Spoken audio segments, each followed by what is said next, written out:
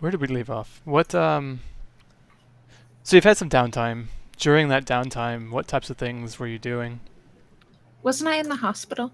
Yeah, you spent some time in the hospital and then you got back out after. I mean, A few days. yeah, they could have you could have been magically healed, but there's issues magically healing certain types of damage, so that Well, no, and I was was I was pretty tapped. Like yeah, it was one of those things. Where, yeah. I mean, Maxwell could have helped with that a bit, but there were things that it would probably just better to handle with yeah, conventional medicine. right. I think because part of the healing process, sometimes you have to pull the energy from somewhere, and sometimes it's easier if it's just your own body mechanics rather than magic that you use to do that with. So for reasons, you were actually in the hospital. Um, Mhm. yeah, so you spent time there. No one gave you flowers, so that's that's exciting. Um, so you still will pick up after you've had some amount of downtime after that, though. So during that time, just life has been happening. No major things. Maybe there have been some minor stuff come up that you've had to handle as a group. Was there and have there been? Has it been quiet, or has anything minor happened? Hmm.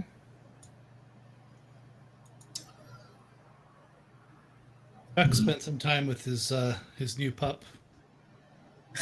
Oh, did was he the one who adopted it? Wasn't it Chuck, like a wasn't it like a zombie dog though?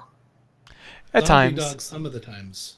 only when it was mean. Other times it looked like a Jack Terrier. Jack Oh, was right.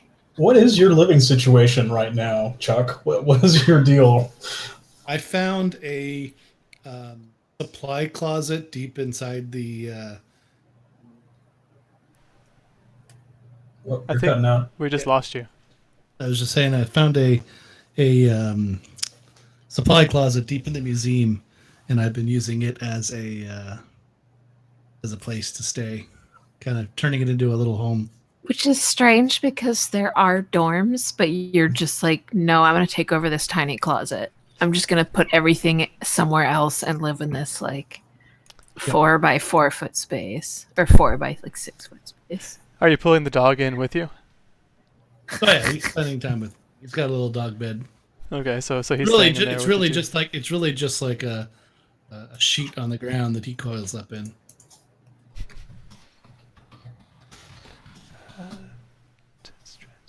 I mean, it's a But Jack but Russell. It's but needy. It's tiny. but I made it into this really cool space. I got one of these like old CRT TVs that I've hooked up to the antenna system, and it's probably the only real television in the whole place. It's like a cozy little tiny home. Yeah, exactly. It's a Chuck space. A little microwave, full supply of like different, like I've been using like frozen microwave dinners and stuff. Little kettle and a microwave and a one tiny hot pot. a hot iron. So You've yeah, Chuck. definitely overloaded that circuit multiple times.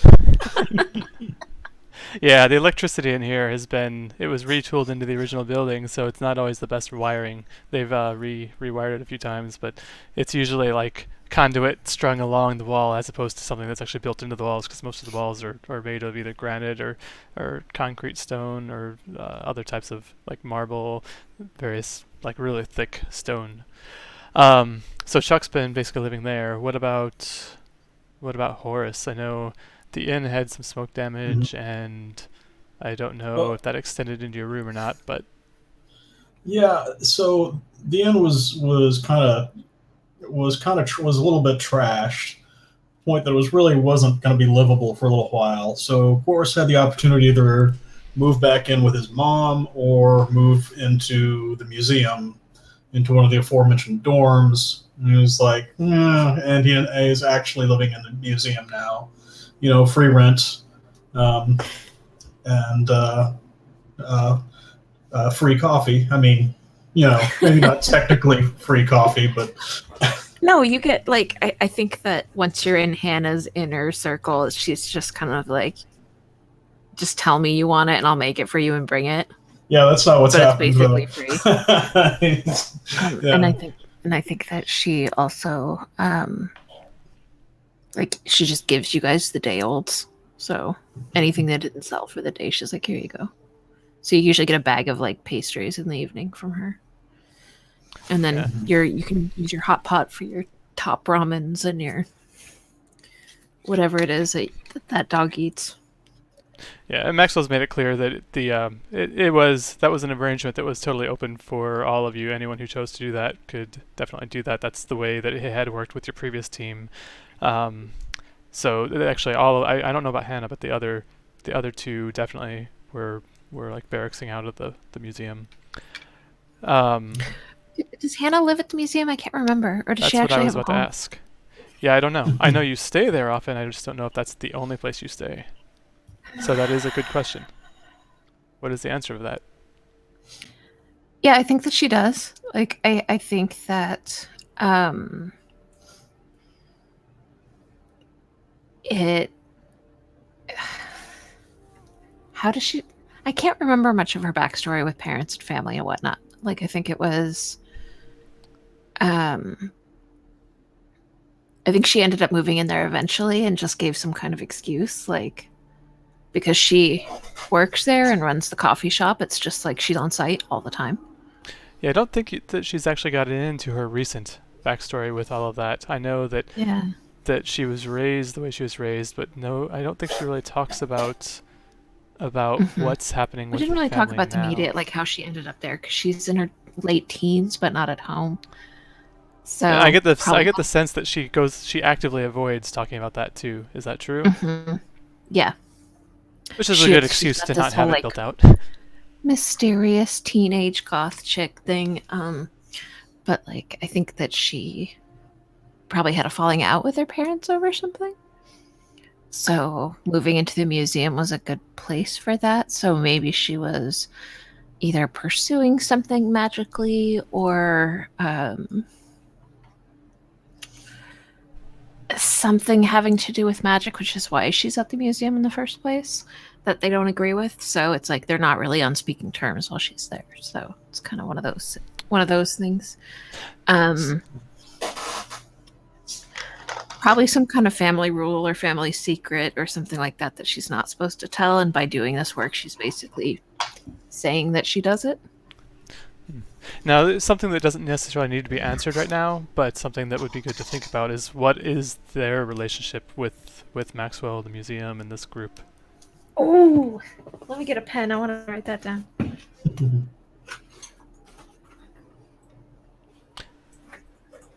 If you have ideas on that, you can bring those up, or you can let me know separately depending on how you want to expose that. But if you don't, then definitely have that as a thought, because that could be useful to know.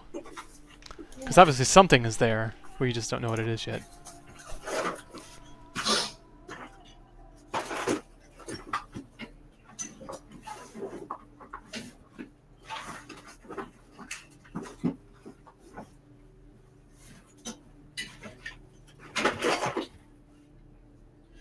Damn.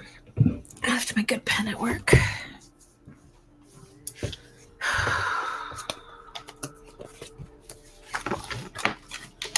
Gotta have a giant notebook for this.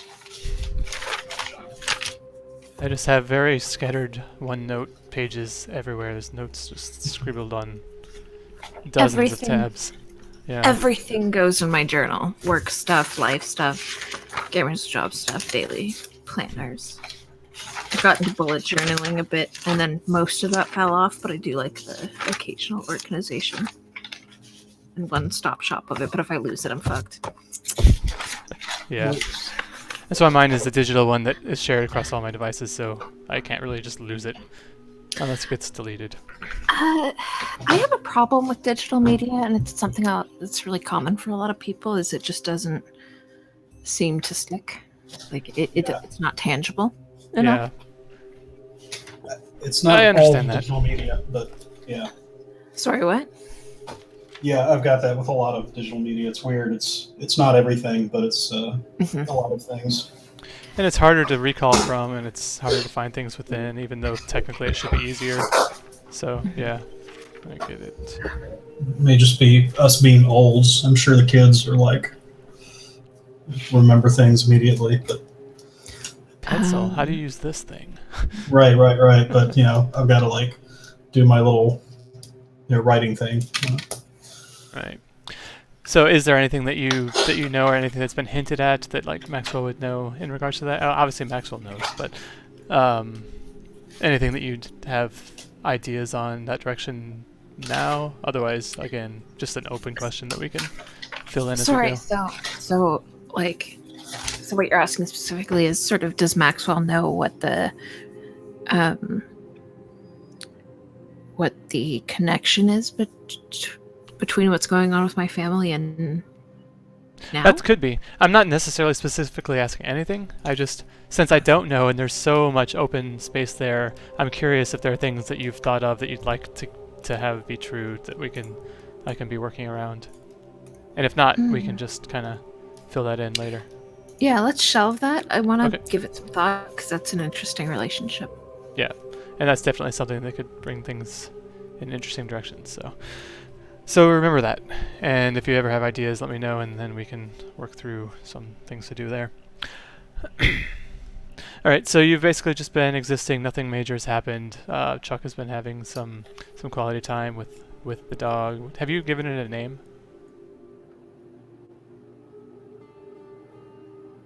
You're muted.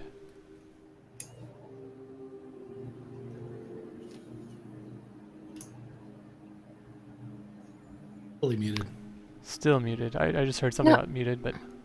No, I said I was doubly muted. Oh. Yeah, no, I said I remember I named him, but I forget what. I don't know if you ever did. No, I did. Because I don't think I have a note on that. So, you just been calling him Dog? Sure. Just call him Buddy until you find it. I'm gonna go back to a classic 80s Canadian television show, and I'm gonna call him Hobo.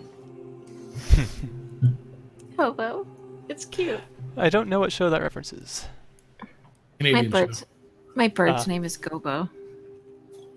Just sharing that for no reason because it rhymes. Anyway, carry on.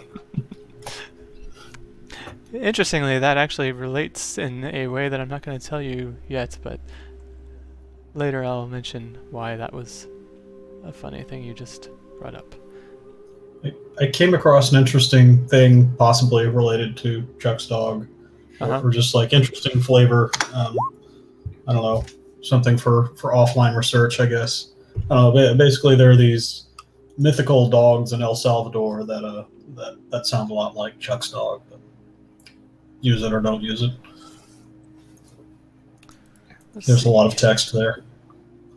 Oh yeah, that is a lot of text, and they're very... Alright, yeah, I'll look at that later. It's sort of the same kind of thing as the black dog, as like the typical black dog mythology, but filtered through a Latin American thing. Okay. So time's gone by. You've just been doing general things, your normal tasks, and like so Hannah's been dealing with working in the Coffee Arcana and doing her thing there, and then outside of that, just there's I don't know what your general tasks around the museum are, but you've been doing that, and also trying to keep track of the other two and training, probably I'm assuming daily, getting a bit better at that.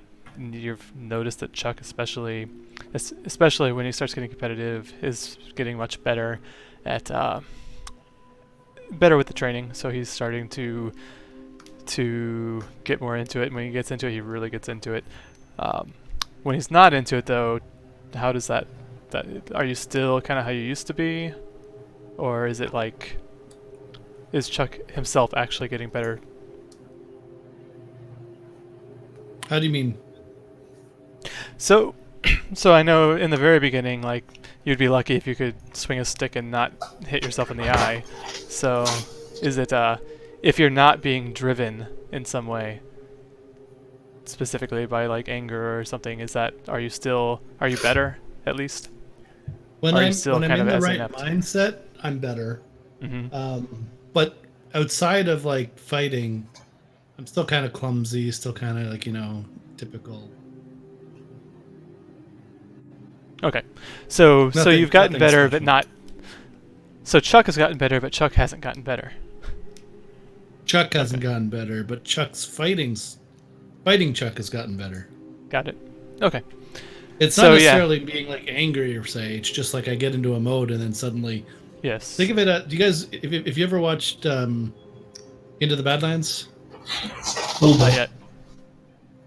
There's a character in it. Whenever he sees blood, he suddenly activates and becomes this really good fighter. Mm-hmm. Same idea, right? It's like when something happens that tells me it's time to fight, I suddenly become good. So Hannah, there's times where you notice that Chuck is just getting really.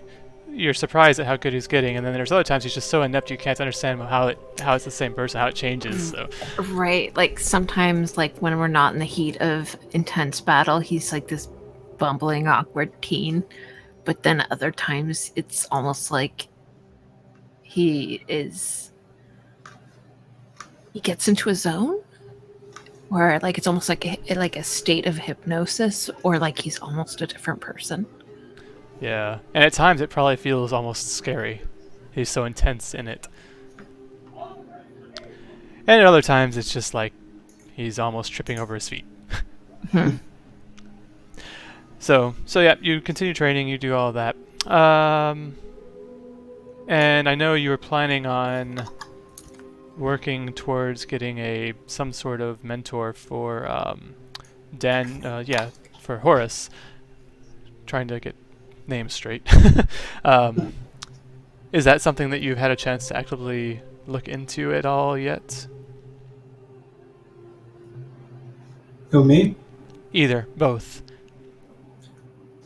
I don't think Horace is actively looking for a mentor. Like that doesn't sound like a Horace thing, but Okay. I know Hannah wanted to get you on to help you understand. Yeah. Like at the time when she first started that idea, you had no idea that you even had any powers. You've obviously realized some things about yourself, and you're probably kind of working on those over this time as well, just like figuring out how to try to shapeshift better and how to pop bullets out of you when they happen to be stuck in you. And yeah, this isn't me as a player saying that I don't want a mentor for Horace, but no, understood. That Horace as a character is not going out there looking for teach me, master kind of thing. Okay, so yeah, Hannah's probably been kind of skimming local Fey resources to see if there's anything that seems to fit. All right.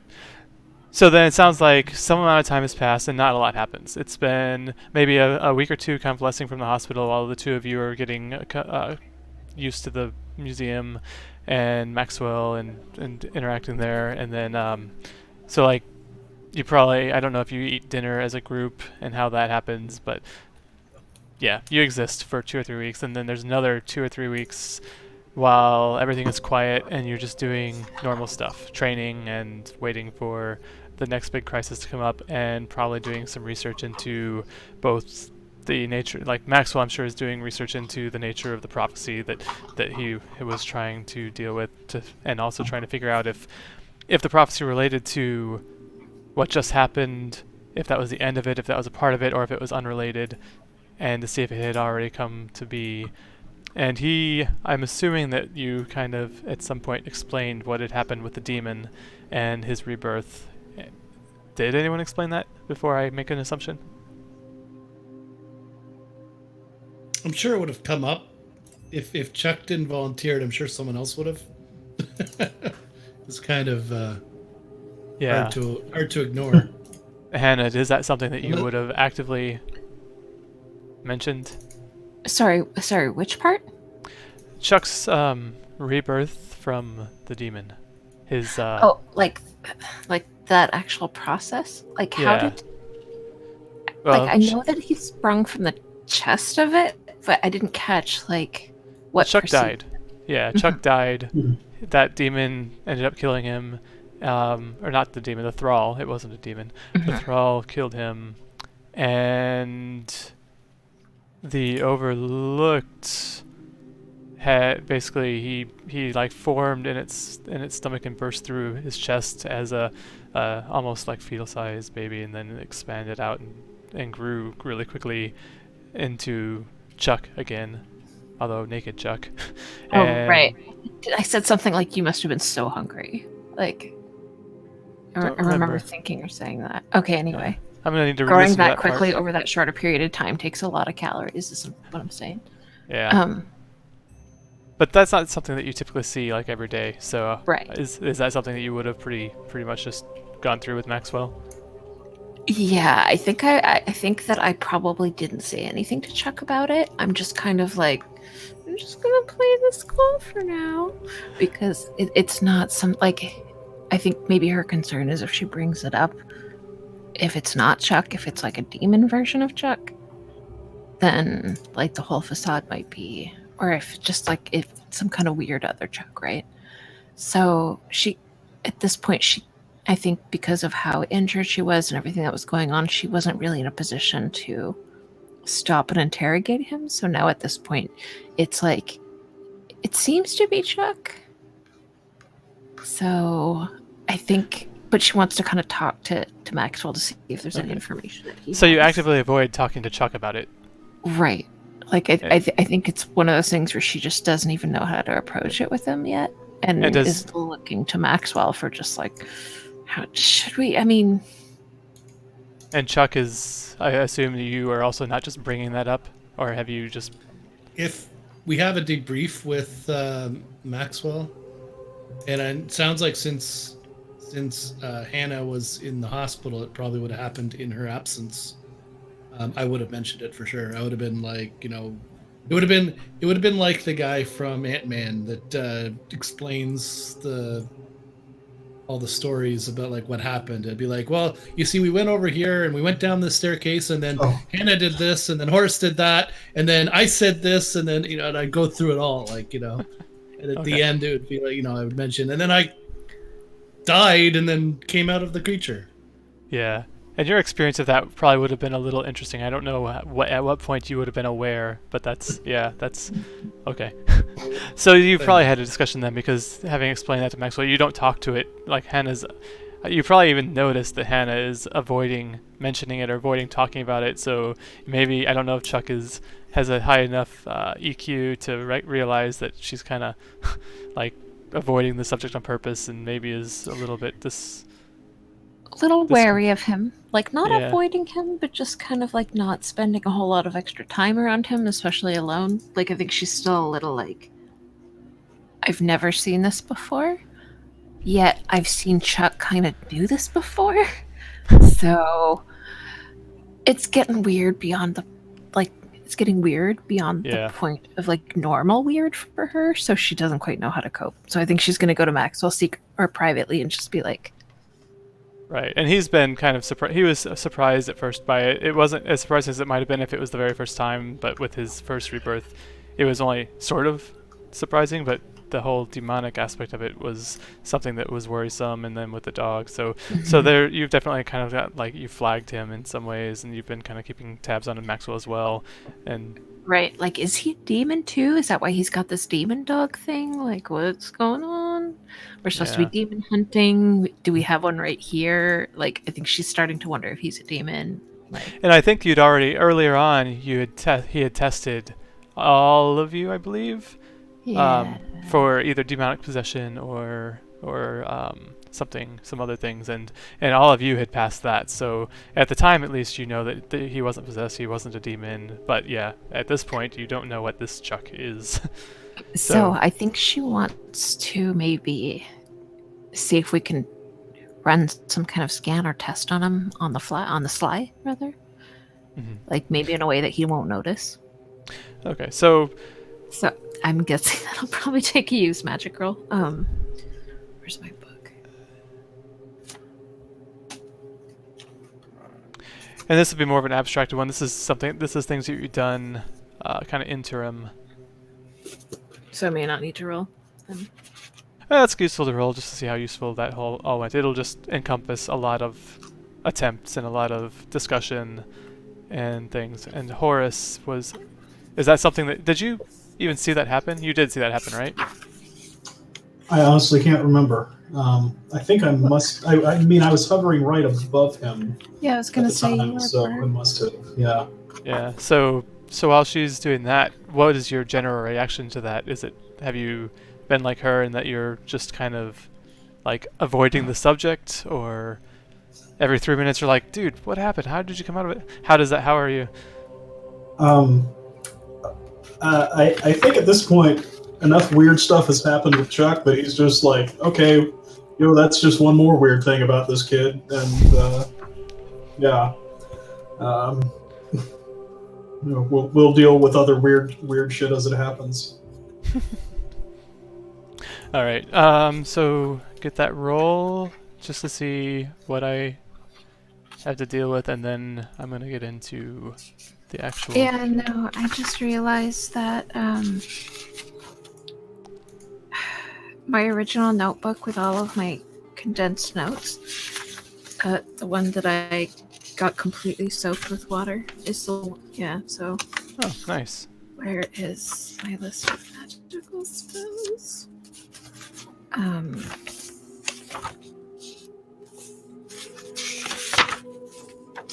Oh, it's under basic. It's not under the playbook. It's basic magic. All right. Use magic.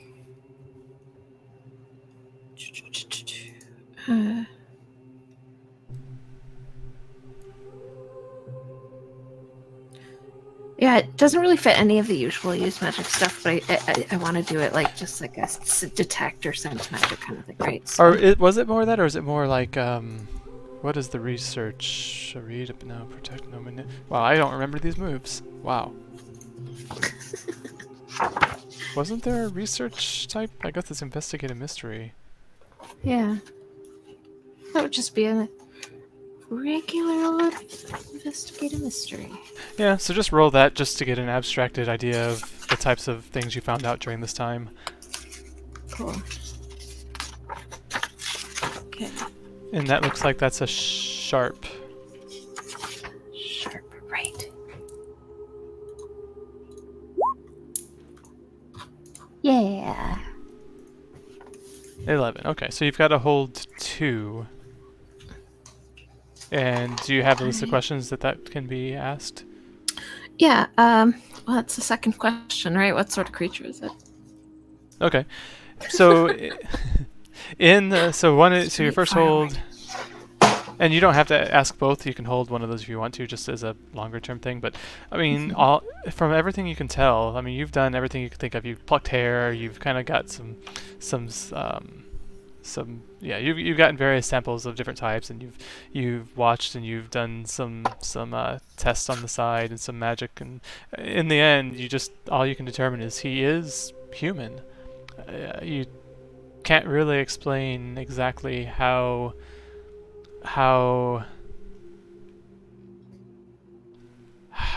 he's doing what he's doing, but it's not from what he is. So he's definitely human. Yeah, I guess that's the answer. At this point, do we know the prophecy is about Chuck and not Horse? You don't. And Maxwell is definitely still looking into the prophecy, trying to figure out how it relates and what it actually means.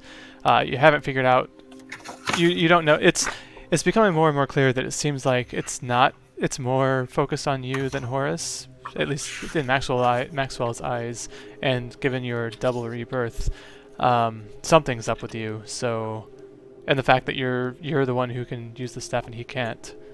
And since they're pretty sure the staff is very, very tightly related, and they're assuming that the wielder is the one they're talking about, he's kind of definitely heavily leaning towards the idea that you are the one that it's focused on. But that doesn't mean it doesn't somehow involve Horus, or it doesn't mean it couldn't be both of you, because prophecies are weird.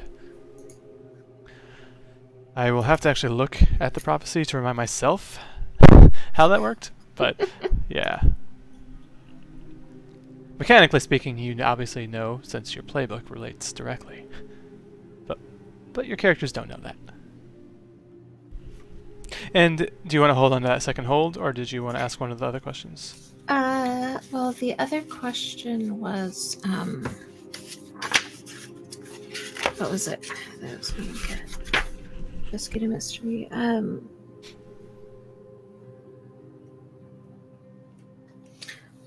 What is being concealed here? I knew that would be it. Yeah, like it's the only other one that really applies, and obviously there's something here that we're not seeing. Yeah. Something that's being like obviously obfuscated. Right, and in the like this has come up most often during your training sessions when you almost feel like there's two versions of Chuck. There's the bumbling, like tripping over his feet version of Chuck, and then there's the version of Chuck that is surprisingly adept at maneuvers that you're teaching. He picks things up really quickly, and the more into it he gets, the better off he goes. And over time, you have started to get a sense that something is something's up there, because that wasn't really how he started. That started happening about the time you put things together, and you realize it happened about the time he started fighting with the staff. And you don't know if the staff is directly related or if it's the other way around, but given that the staff was meant to be used by a chosen one, there's some significance to it, and maybe that has something to do with what you're seeing. But you don't know. You haven't been able to figure anything more than that out. Okay. Alright. So time's passed. It's maybe been about, since the things that happened in the gym, it's been about a month later, I guess. Yeah, I want to say a month. Let's call it a month. Let me make sure I note that. Conveniently, that brings us back through the month that we just skipped, so actually it keeps us close to real time. That wasn't on purpose. Why can't I find my notes? I have too many tabs in one note. So 13. Add a page. 14. Sorry, give me 1 second. I need to make sure I track that.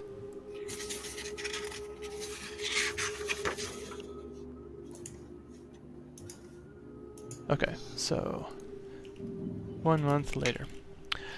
Alright, I don't have the exact timeline that we were on, but I think that brings us to around, it was July, August, so it's probably late summer still, just so if that comes up. Alright, so time's passing. Let me find what I need to find. So as an aside, this is out of your character knowledge, but stuff that's happened. Yes. Let's see. Sorry. Is this the beginning of a new mystery? It will be, and you will be rolling your... So immediately after I run through this, out of character vision, we'll talk about your potential vision. Does anyone else have any start of mystery rolls? Actually, I put it in my playbook. Boy, I don't think I do.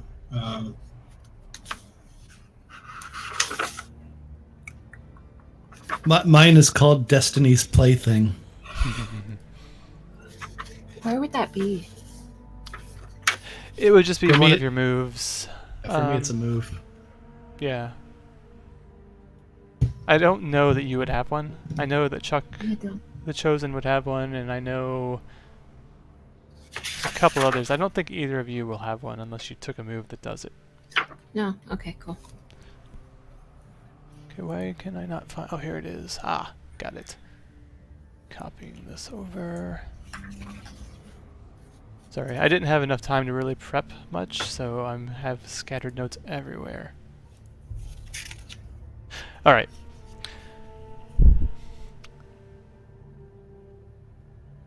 So imagine the dark.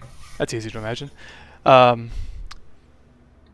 don't know if there's a moon overhead or not. Let's just say that there's a partial moon overhead lighting, so there's a dim light. You see a dark forest, dark woods, a little bit of mist hanging in the air. A flicker of a few flashlight beams dances through the air as a group of teens is hiking through the woods. About 5 kids going between the trees. They're walking, laughing. They're talking. 2 of them have beers that they're drinking as they go.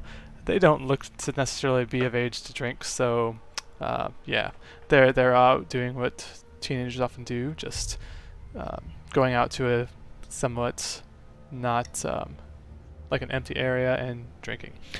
So they're heading through. They're going, and so there's 2 girls, 3 boys. They're going through, dodging through trees, heading down a relatively flat land, up a little bit of incline. With what kind of trees are in this area? Doesn't matter. In a forest. One of the boys heads up to the other. He taps him on the shoulder, says, "Hey, I got to go take a leak. I'll catch up." And the other 4 keep going. Only one of them aware that he'd broken off.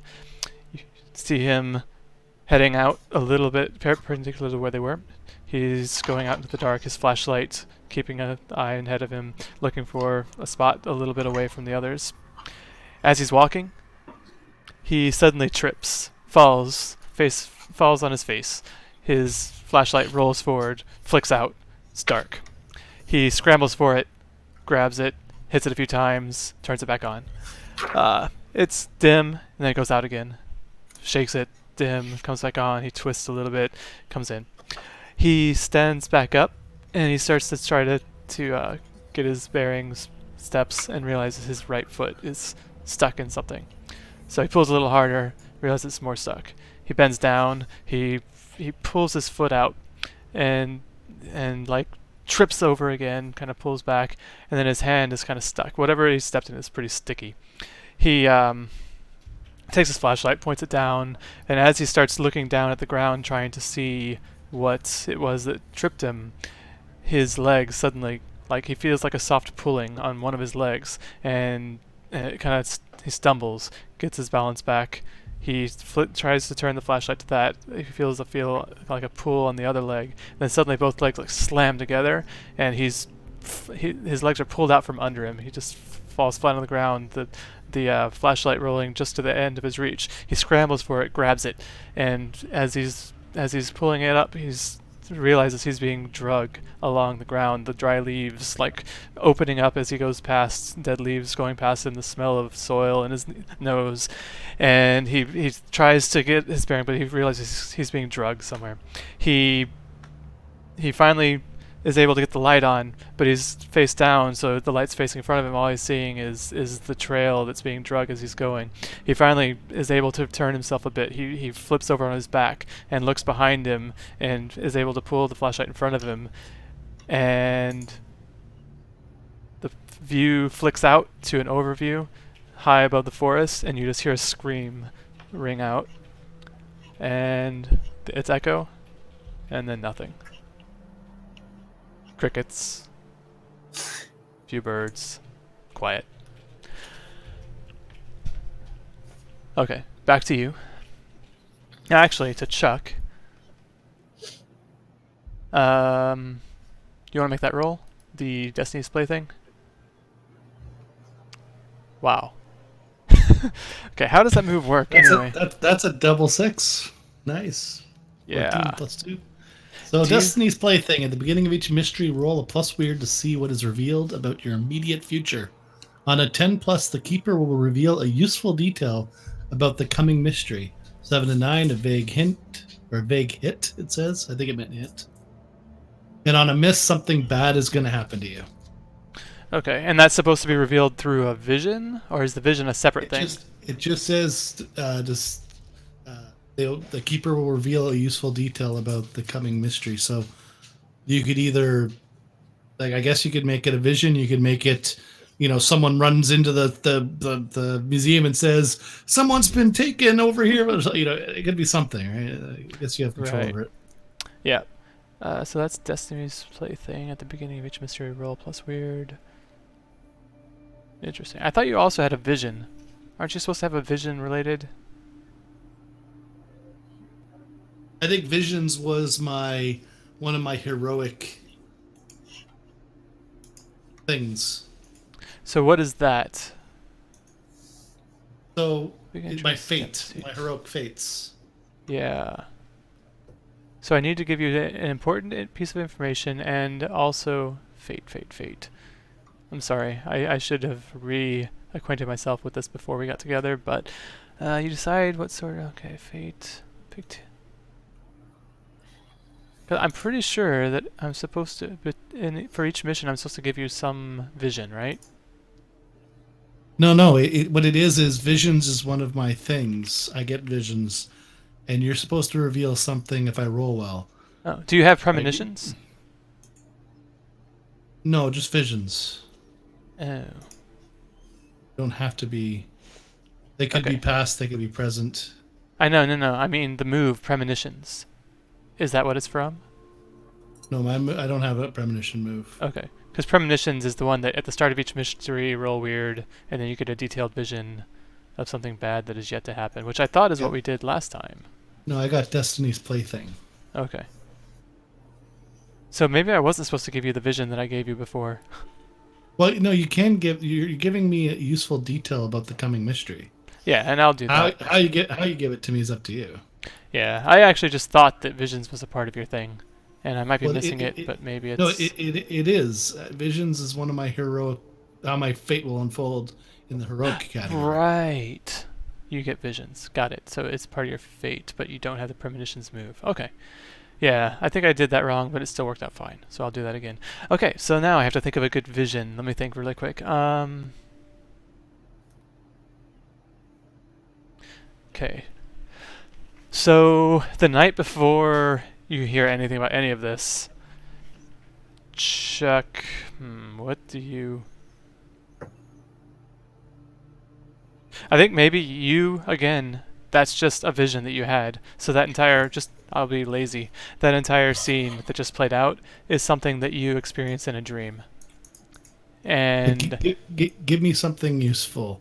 Do I see anything about what took him? Yes, so the difference between what you saw and what was just described was instead of flicking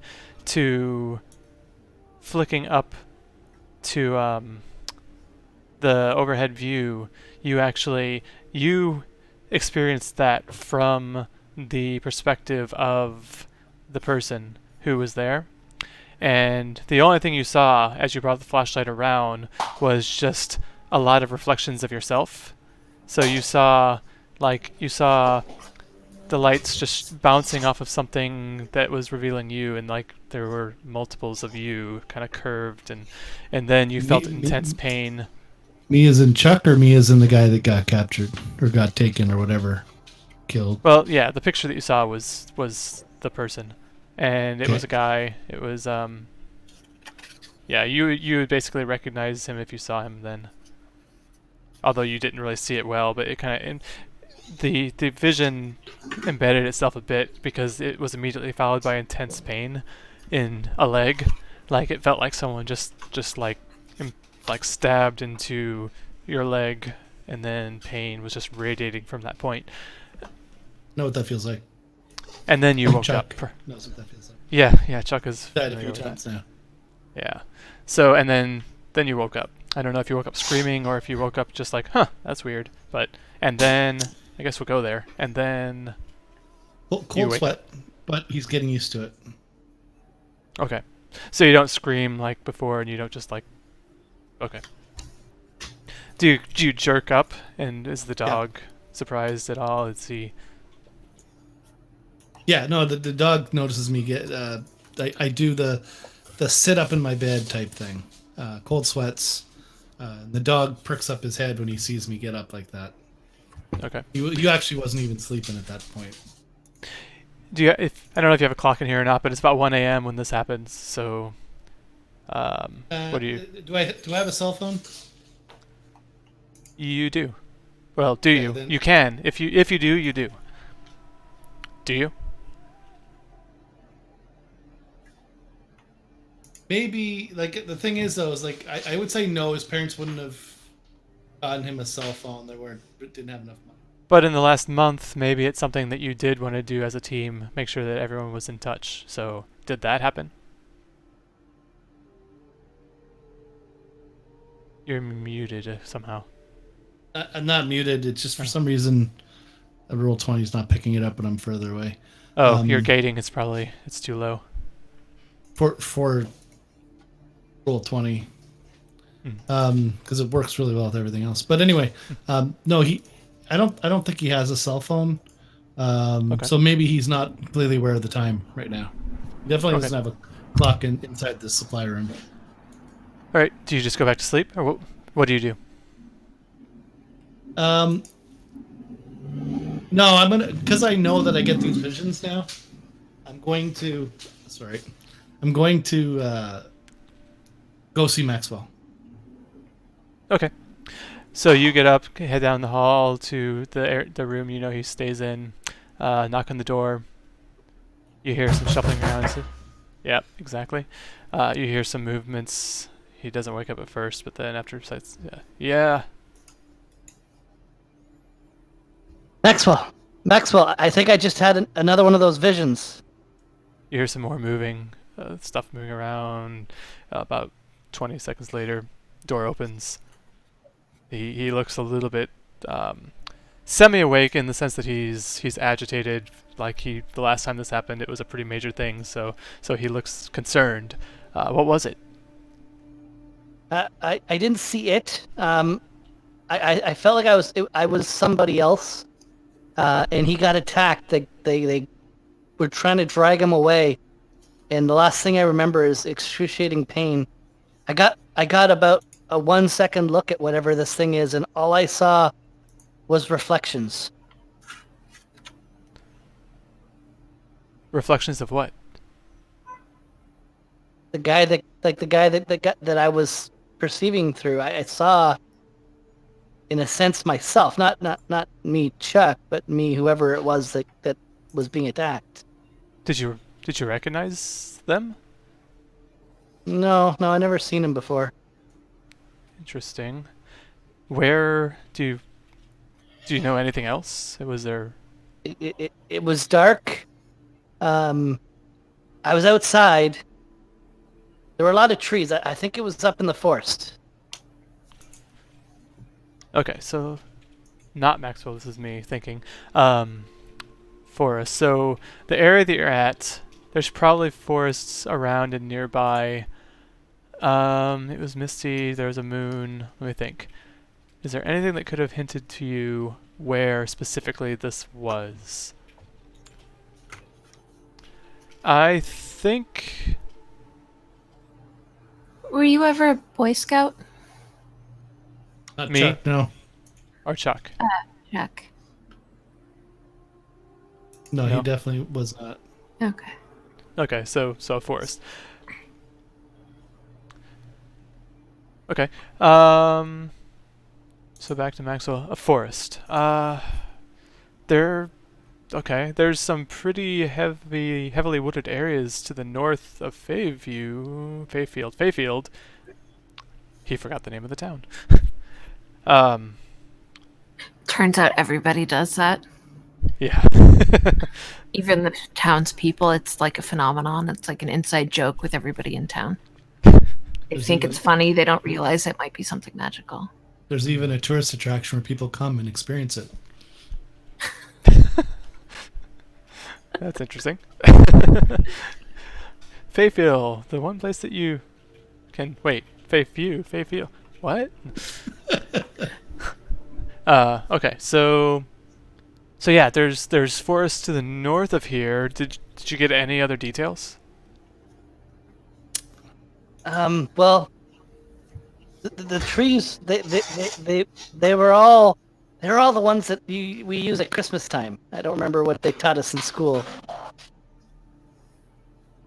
Oh, Started so with a so C, they're, I think. so they're the conifers. They're not. Okay, so it's like pine trees.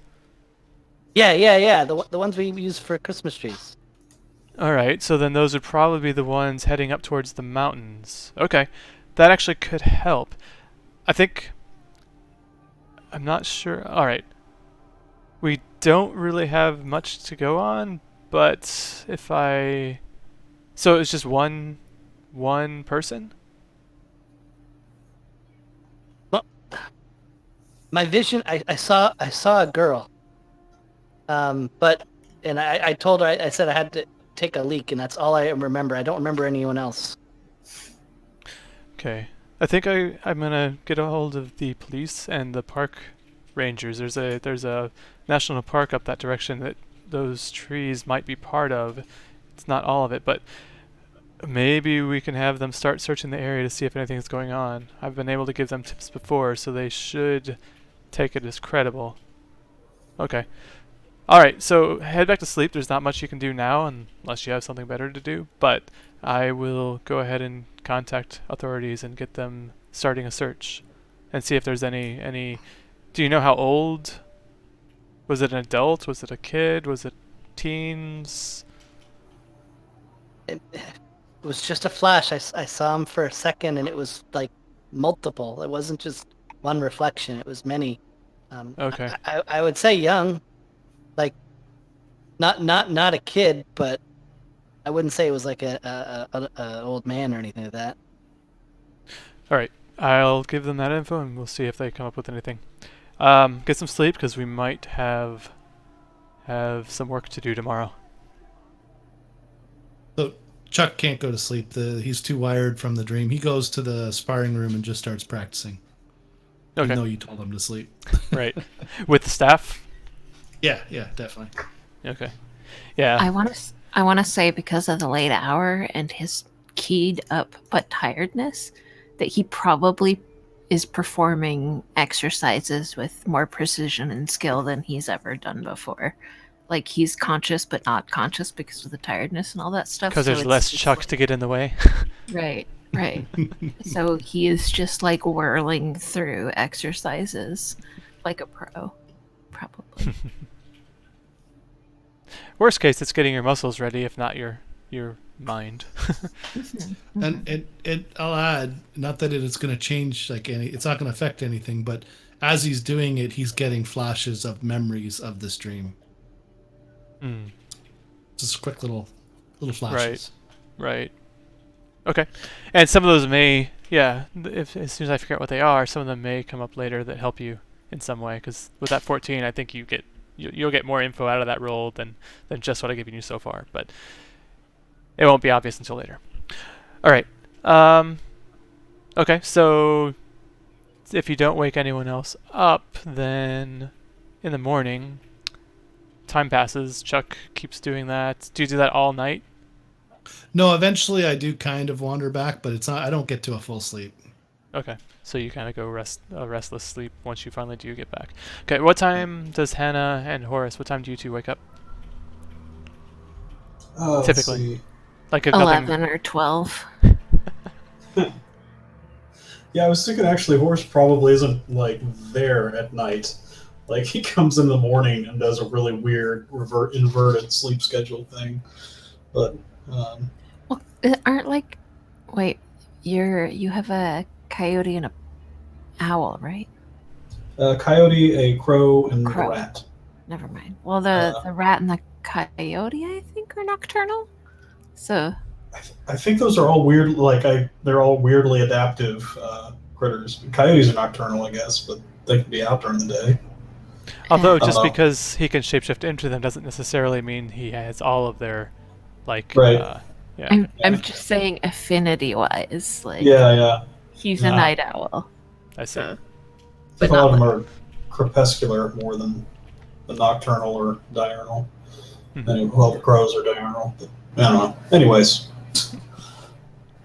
Okay, so let me think. So if that was about 1 in the morning, he contacted the police. They probably were slow to get around to it, but okay. Hannah, you actually don't get to just get up on your own. At one point, Maxwell is knocking on your door, or actually, you just hear a knocking on your door. I'm sure she ignores it at least the first few times. And it gets more insistent. And then you start hearing Maxwell's voice. Hannah! I think she throws a pillow at the door. How does he normally react to this? How does he get you up when he really needs to get your attention? He flips the mattress, probably. Okay. So he actually Or, like, does. Magics the blankets off, so I jump out of bed. From outside the door, or does he actually just open the door? Probably from outside the door. Okay. So that does happen. You're there, you throw the pillow, after a few more seconds you hear some more banging, and then the sheets just The like mattress is just flips. yeah, the sheets just fly off and the mattress just like dumps you on the side. You just tumble onto the floor. He's like, Hannah, it's important. She groggily gets up and like shuffles over to the door and just opens it very quickly and just stares at him like, what? He looks at his watch. He's like, it's 10:30. There's no reason you should be snippy with me now. Why are we getting up at 10:30? What? Well, Okay. Chuck had a vision last night, and She perks up. She like instantly perks up. yeah. So it wasn't a great vision, but we don't know exactly. There was someone in the woods that apparently was attacked. Maybe attacked by something. I contacted the park service as well as the police, and they actually did find 4 teenagers that were out in the woods that were freaked out. They had a 5th friend with them who they couldn't find anymore, and he just disappeared. And they say that they heard him scream, but then they couldn't find him after that. And if Chuck's vision is true, he was attacked by something in those woods.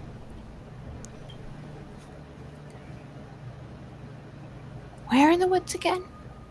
So the police found them region? up in the north. So the state park north, heading up the mountains. They were out Okay. drinking in those woods. What are the cryptids out there again? She's like, there's like, I mean, she's like, the fuzzies generally tend to leave people alone. I mean, they're loners. They don't attack like this. It's not them. And by fuzzies, she means like Bigfoot and those types. Yeah, I mean any What else of is the out there? What any of the else ones is that out we there? know about up there would, I mean, we've got agreements with them that they don't attack. They know that would bring the wrong type of attention to them. So either we have one that's gone rogue or something else going on. Does Horace speak Crow?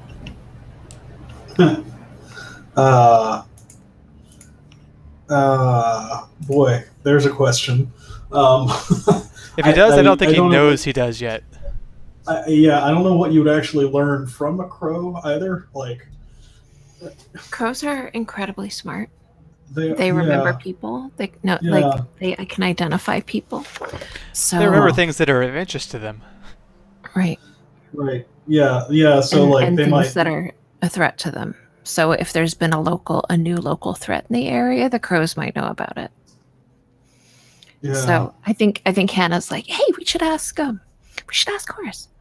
Like, see if he can ask some of the crows in the area, because he said it was like evergreen trees and stuff, and lots of crows like those type of big tall trees. this together. is probably So- it's probably a good time for like Horace to show up, right? Like walking down the hall. Yeah, so it's Yeah. about 10:30. Would he already have been awake at this point, or would Hannah need to go get him?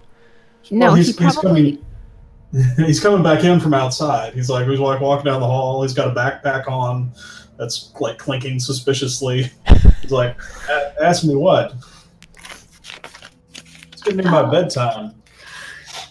Well, there's been some like strange business happening up in the woods out by the state park, and I was thinking most of the stuff the critters and stuff that live out there aren't the type to attack people, and not in this way. I mean, it seems kind of odd. So I was thinking maybe the crows around there might know. Like, do you talk to them? Maybe you could talk to them, ask them anything No, it's- creepy or threatening lately that isn't usually creepy or threatening around there. Kind of looks around like I've never really tried talking to a crow. Like, even though I can be a crow, like that's it honestly just hadn't even occurred to me. Like, If I you don't bring- even know. If you bring him food in human form and then change into a crow, That's gonna freak him the hell out. And I'm not even. It will, but you'll have food. So just take like 4 steps away, turn into a bird, and just say, "Hey, I got a question for you." And there's more of that where that came from. If you can answer my questions, that's how we get him with food. So Her answer Maxwell, charming everybody is food. Maxwell kind of catches your eye and locks eyes with you for a second. He says, "So I've seen you trying to control your transformation. Are you able to, at will, become a crow yet, or are you still working on that?" I mean, it's not perfect, but more often than not, I can do what I need to do. So we don't know exactly what you can do, but maybe you can try. I mean, you can fly out and see what you see. Sure, I can try and talk to a bird. I guess that seems like a thing. I feel like, hold on, I just got some stuff to put away. He says, and hauls his backpack back to the What's back to in? his room. Yeah, Maxwell Awesome. watches that. It's like, that's, what is... Don't worry I didn't about it. realize people actually carried around giant sacks like that. So, Does it have like a money symbol on the side? are the things pouring out of it as you walk away? Anything falling out? Gold doubloons. So yeah, Maxwell's not going to pry into that really, but yeah. So when you get back, he's pulled out a map, and he basically pulls out a map of the area. He points, so this is where we are, and then he kind of points a general direction. That way is north. Here, and then he points on the map.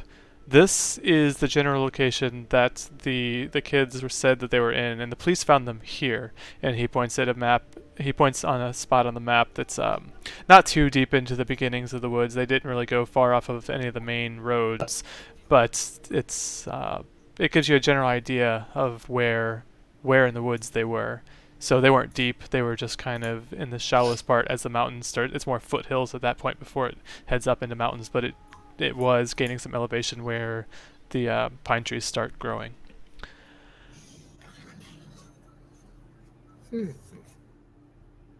So that's where they found them, and that's where they say it was about the last place they lost their friend. They didn't really seem like they were very good woodsmen, so I don't know how accurate their testimony of where they were is, but the police definitely, and he points to an exact spot, this is definitely where the police found them. All right. Well, it looks like that's our destination. So I think, yeah, I think we should head out there. And I think before we go, we haven't actually like found you your, I guess, mentor, right? Is that going to be kind of a side questy kind of thing, or is that something? Well, that sounds like it's something that Horace, and this is out of character, but Horace doesn't seem like he's pushing for it. So if Okay. that's being driven, Hannah's probably the one who is driving that. Right. He's So not asking. well, I think that. Remember before I was saying there was something in my family about being like fae hunters, and in particular being kind of like bigots or racists against shapeshifters in particular. Was that what it was? Or changelings? Yeah. So Yeah. oh my god, I want to play with your dog too. I think maybe some of that fallout has to do with her working with changelings. So maybe she knows somebody, or maybe she's like kind of bucking that prejudice, going against her family's ideals because she thinks they're outdated and racist and stuff. I think that's not an unusual story. So I think that might be where some of that conflict comes from. So I think in her efforts to kind of overcome that or breach it, she has contacts with people within the changeling community, or at least she knows a guy who knows a guy kind of situation. So I think before heading out there, she might tap one of those contacts.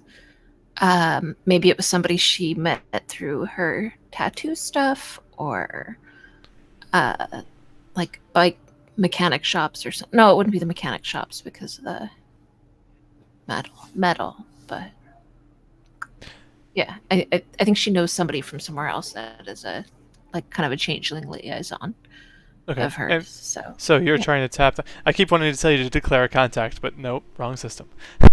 Although that could be a move that we do. That actually might work. Okay, you could incorporate that if you want to. I don't know what that means, but yeah, it was a thing from the Sprawl. I'm all for just organically changing systems to suit your needs. Yeah. What? So what are you trying to accomplish with that? You're tapping your contact. What would you be trying to do? I think I want to find somebody who's an older changeling, somebody who's been doing it for a while and knows all of the ins and outs and tricks and habits to form, like somebody he can just talk to kind of get a grip on his own abilities. So maybe if my like somebody's dad, so somebody who's older, or some kind of person who's got the knowledge and the time to talk to him. So maybe we can pay that person a visit, or that yeah. So like maybe one of my contacts. Okay, then. Well, sorry, one of my contacts, like. Right. No, it's a hit the street roll. What was that?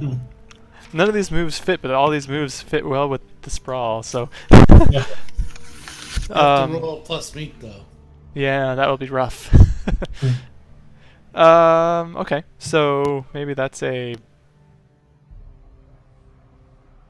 manipulate someone. Yeah, I guess it would come down to just finding the person and then the manipulating. So we'll just fill in the gaps there. So what kind of person would this be? Who is this that you realize would be a good person to talk to about this? Who is your contact? I'm assuming, are they a changeling, or are they just very familiar with changelings? I think maybe it's somebody who is not a changeling, but dives in and out of the changeling community often. So like maybe a merchant or a drug dealer or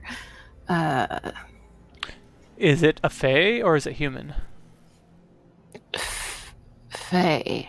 Okay, so it is Right, because you're half, right? Half changeling? What? Your mom's not changeling, right? No. I mean, Laura, Right, so as far as he knows, she's not. Have we ever scanned Lara? I don't think so. I would think Maxwell would know. Maxwell would say something. Yeah, from the past, he has worked with her, and he'd never mentioned that she was anything but human. Well, and if we're looking for somebody to help him learn his skills, if she was a changeling, Maxwell would have said, talk to your mother. That's true. So he's half changeling. So I don't know if he's changeling or if that just happens to be a skill that he has. okay. Like, yeah, I guess you wouldn't know either because he doesn't know, so he hasn't told you one way or the other. And the powers that you know he has is changing. So yeah, I don't think he's so. In my mind, what a changeling is a creature that is like that. Basically, fairies steal a baby and they leave a creature in the baby's place. That's like traditionally is what a changeling is. So I don't think that's what Horus is. But Okay, so I was thinking shapeshifter. right, I was gonna say Yeah. Using the wrong terminology. Okay. Sorry about that. So Horus. shapeshift, like you're half shapeshifter. So Then there's also things that are similar to that, but not quite that, like skinwalker type things that they're not really shape-shifting, but they're able to take on the appearance of other things in various ways and stuff. But yeah, so I think people who are shapeshifters are people who are disguises. They may get into professions that require changing identities and changing shapes and things like that. So I think her contact might be somebody that's not really a criminal, but kind of skirts rules and laws and things like that. And that would be typical of somebody who she would be in contact with as sort of an outcast from her family in this sort of social environment. So I'm going to go with, like, within the changeling community, like a local healer or shaman type or somebody like that that sort of transverses both the human and shapeshifter world. Okay, so it is someone who is Fae. They were originally from the Fae realm. They have been in this area. They've got the okay of the order to exist on this side, right? So they're essentially licensed, whatever that looks like. Right, so I'm thinking like merchant type deal, somebody who procures things for people from one world or the other, but it usually tends to go human to Fae. Now, do they do it to help the order in the sense that where they could help other Fae who have been okayed to get human persona to kind of fit in better and to allow them to exist in the human world better, like giving them fake IDs and... Right. Somebody who, like, a little bit of underbelly there. So yeah, making fake IDs, creating personas, creating, that kind of stuff. Like, it's somebody like that. So I don't have a lot of sway with this. Do they mostly do it for good, like to help Fae integrate into human society, or do they also kind of slip into the less legal is not the right word because all of it would be from a human standpoint illegal, but sort of the laws of the... Yeah, I mean, are they fully sanctioned by the order, or do they do things that the order would probably kind of frown at? They're sanctioned by the order because of what they do, but the order also kind of turns a bit of a blind eye to what this person does because of how they acquire the things that they acquire. Okay, so they go a little beyond what would be ideal, but their ultimate goal fits with what the order wants, so they don't... Yeah, kind of like a petty criminal with a heart of gold kind of stuff. Okay, got it. So this is somebody who's relatively well known. So it would be my person that I would go to because I'm a human that is kind of... I come from a family that generally didn't work with this guy and didn't really like this guy, but knew he needed to exist. So, okay. What's his name? It's kind of a strange relationship. Let's see. I feel like I've established this person pretty well. And I feel like this is somebody that Horace is going to go meet. So, I don't know. Horace, or Daniel, what does he look like? Maybe that'll help me. Well, if he's a shapeshifter, he looks like a lot of things. Or he's not a shapeshifter, but works with shapeshifters. Yeah. Okay. I think he's probably a shapeshifter, but probably not the same kind of shapeshifter as Horus. Mm-hmm. What would that be? No, he doesn't have to be a shapeshifter if that makes it weird. Like but he's somebody who gets in touch with a lot of shapeshifters, especially on this side, because of what he does. So he might be able to refer you to somebody who has mastered their skills and can pass in I see. Human world kind of thing. So, right? So he's not the mentor. He's the guy who finds the mentor. Right. Okay. It's so just a connection. For high view, like, what court would he belong to first? Summer, winter, or another? Probably in between. Like, he'd be like autumn or spring or something like autumn. No, he'd definitely be autumn. That's not. Or independent, because independent is a. Okay, so yeah. Independent seems right. Yeah. That seems kind of in line with his MO. Okay. So, independent. Okay, so that's a start. I want to call him. Is it gonna have a human name or yes, a non-human name? Both, I think. Yeah. Okay, so I think his human name, or it's a nickname, he goes by Romeo. Because he's one of these guys that like always tries to be charming but isn't. So it's kind of like a joke nickname. Like he's not a lover boy at all. He's just like kind of a cheesy dork. I don't know. Like Okay. So you Romeo. know, like Romeo. Yeah. Okay. Um, Does he look relatively human? In Yeah. general? mhm. Okay. Yeah. Little grungy. Uh, Somewhat tan, wrinkled skin, but still healthy. Looks like maybe a man in his like late 40s, early 50s, but somebody who's taken good care of themselves, but is outside a lot. So kind of like a little bit wrinkled and brown, but otherwise like relatively healthy and hale. All right. And where do you find him? Where does he stay? How do you get a hold of him? I think this is somebody who probably has a store of some kind, somewhere where people can stop in and stop out pretty regularly, and it's normal.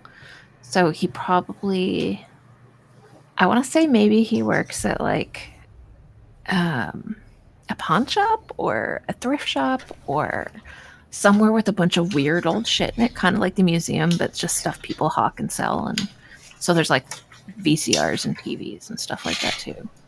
But there's also like magical stuff that he does that for. So Right. Okay. it kind of fits in with his getting people acquainted and acclimated. All right. So there's a pawn shop in Fayfield named Shiny Penny. Shiny Penny. Okay. I have to Google that because where the fuck did I come up with that? All right. So there is a pawn shop, Shiny Penny in Fayfield. That's going to be somewhere. So you're planning on going as a crow to try to listen to the birds in the area to see if you can find anything. But prior to that, Hannah wants to take a detour by the Shiny Penny. And all three of you are going. How are you getting there? Are you walking? Are you all piling on Hannah's bike?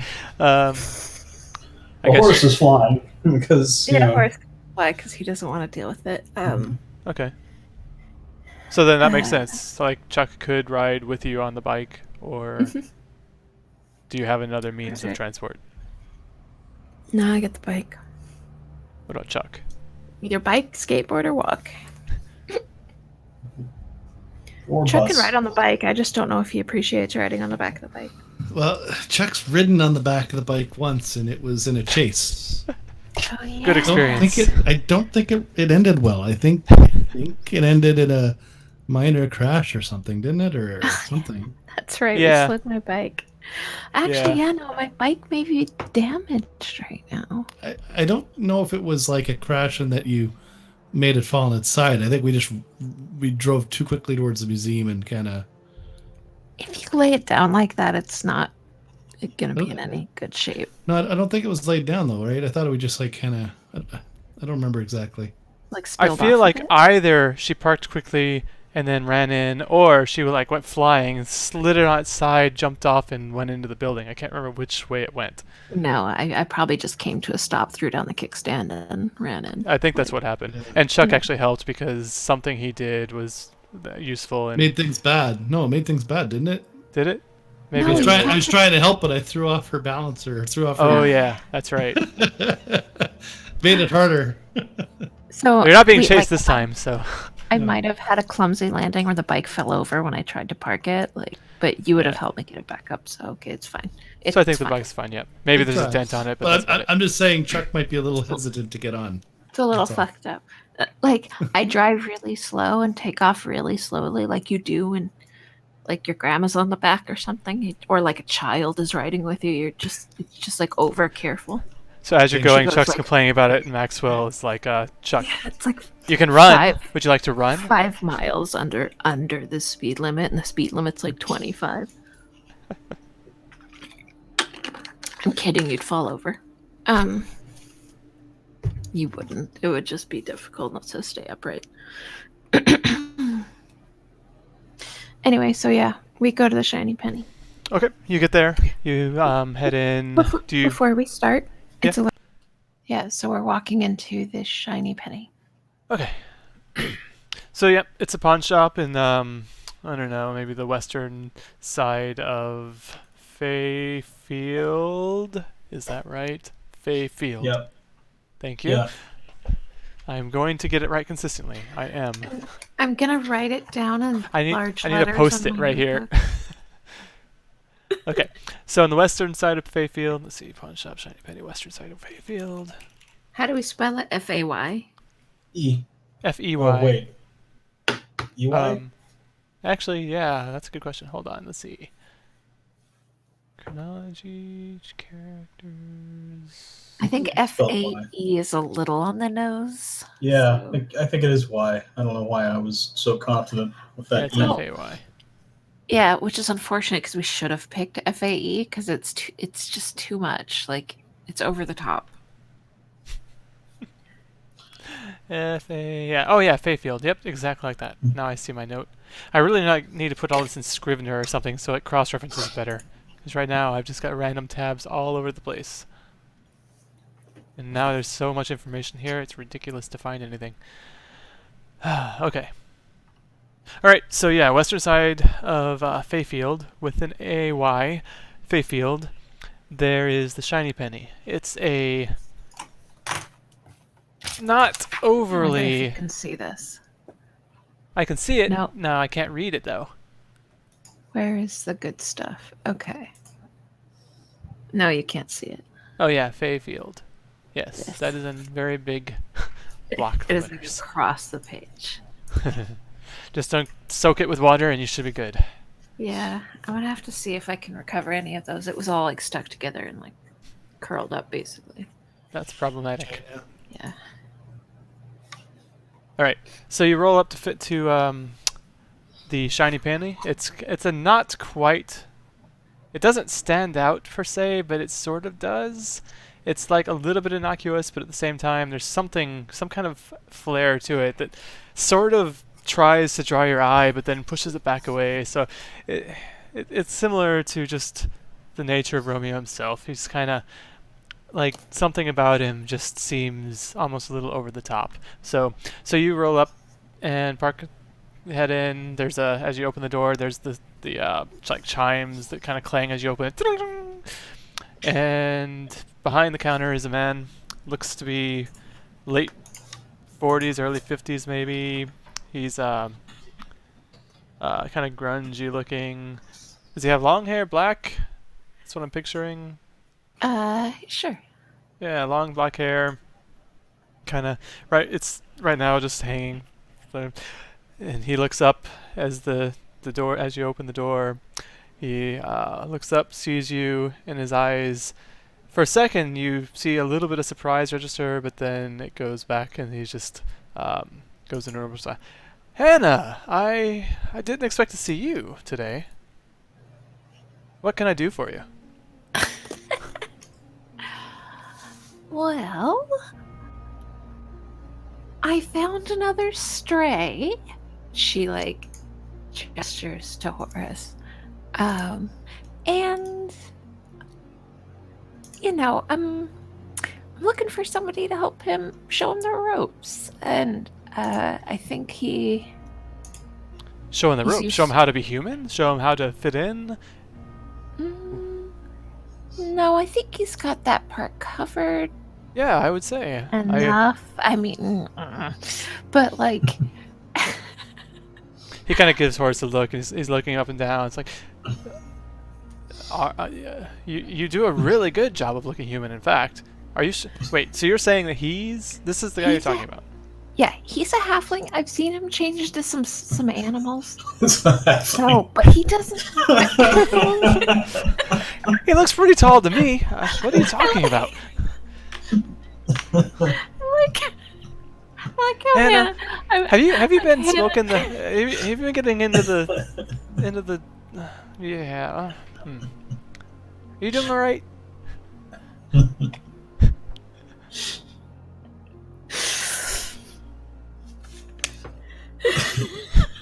what are they putting in those Canadian otter pops, anyways? I'm so tired. I've been up since 6 o'clock this morning, Oh no. and I usually get up at like 9, like 8 or 9. So I'm wiped. Oh.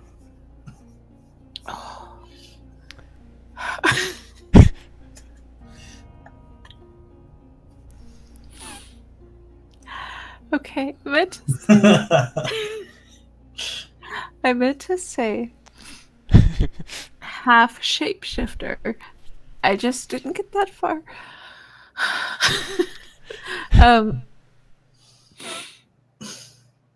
Whew. I think, yeah, while she's doing this, I think Horace is doing something like really goofy, like something dangly, some weird like mobile or something dangling from the ceiling, and he's like, I don't know, kind of putting his head up against it and just like they're doing something just kind of really bizarre.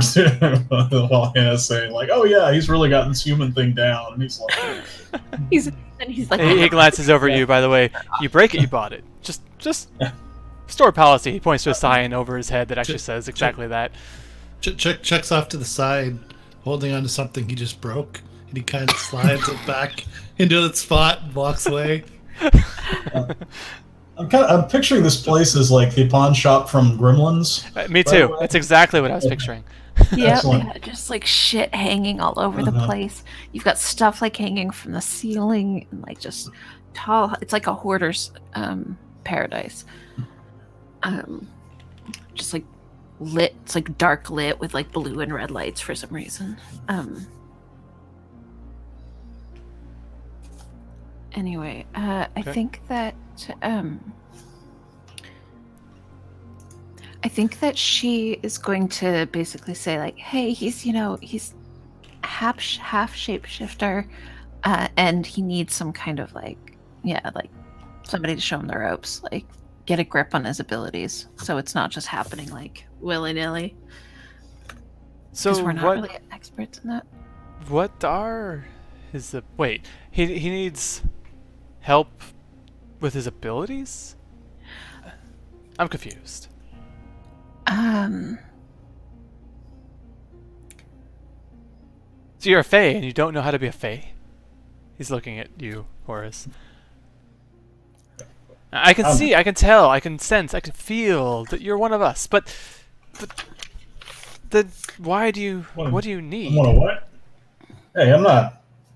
Oh, don't put me in your corner, man. I don't know you. I'm wondering if maybe it was like puberty or something. Maybe it's like late onset. I don't know. Late onset phaism? I never heard of that one. Well, so that's where we are. We'll pay the usual rates. You know how it goes. Yeah, this is a little different, though. I mean, yeah, this is backwards. This is working the opposite direction I'm used to working.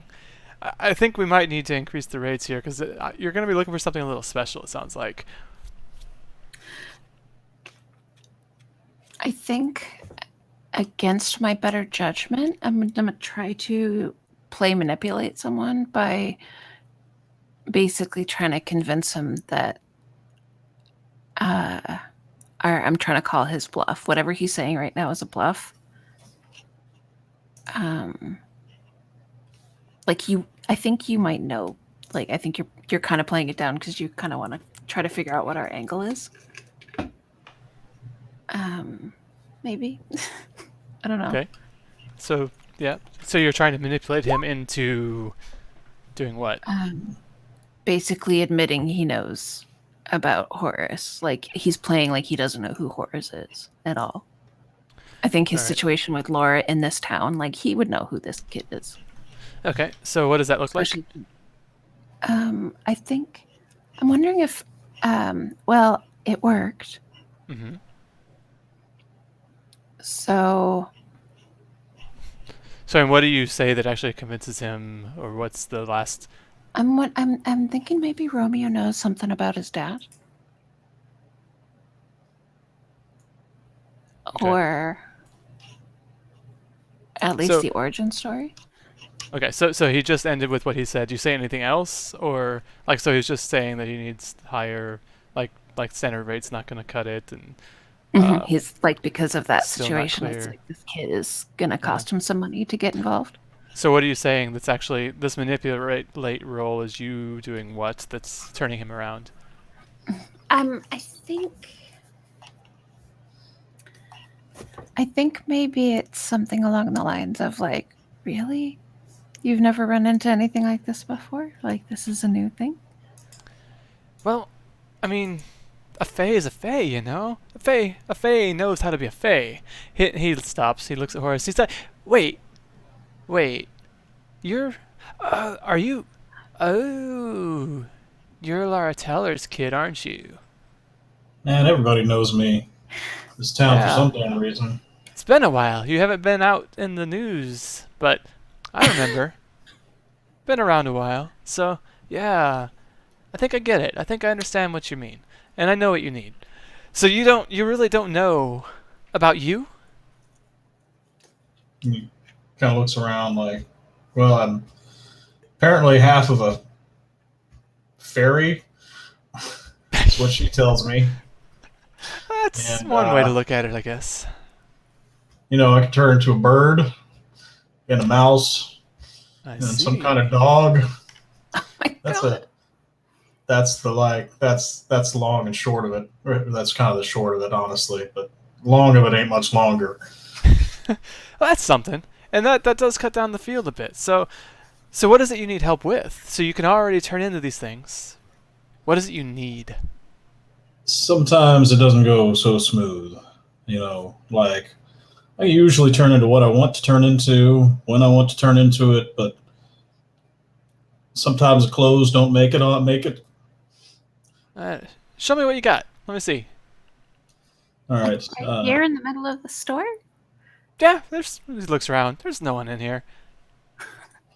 All right. So let's do a weird for this one. Yep. Okay. So he just turns right into a coyote. Yep. Clothes just fade right into the Yeah. fur. Mhm. Full transformation, straight into a coyote. Mm. But you're pretty short at this point. So he's behind the desk. He's behind like a big counter. So he looks down and over at you. He's like, I don't know. That looked pretty good to me. He's like, oh. I don't He know kind of what he growls back at you, and you get the feeling that he's kind of say what is he saying? What? So when you growled at him, what were you implying? What were you I trying think to get across? That's sort of like high yawn that dogs do when they're like, oh, that's. I think that's about what he did. Which was Yeah, communicating it's like, yeah, I know, right? Is basically. Yeah, and he kind of he half growl and yips back, and you get the sense that he's just saying, yeah, I mean that was pretty good.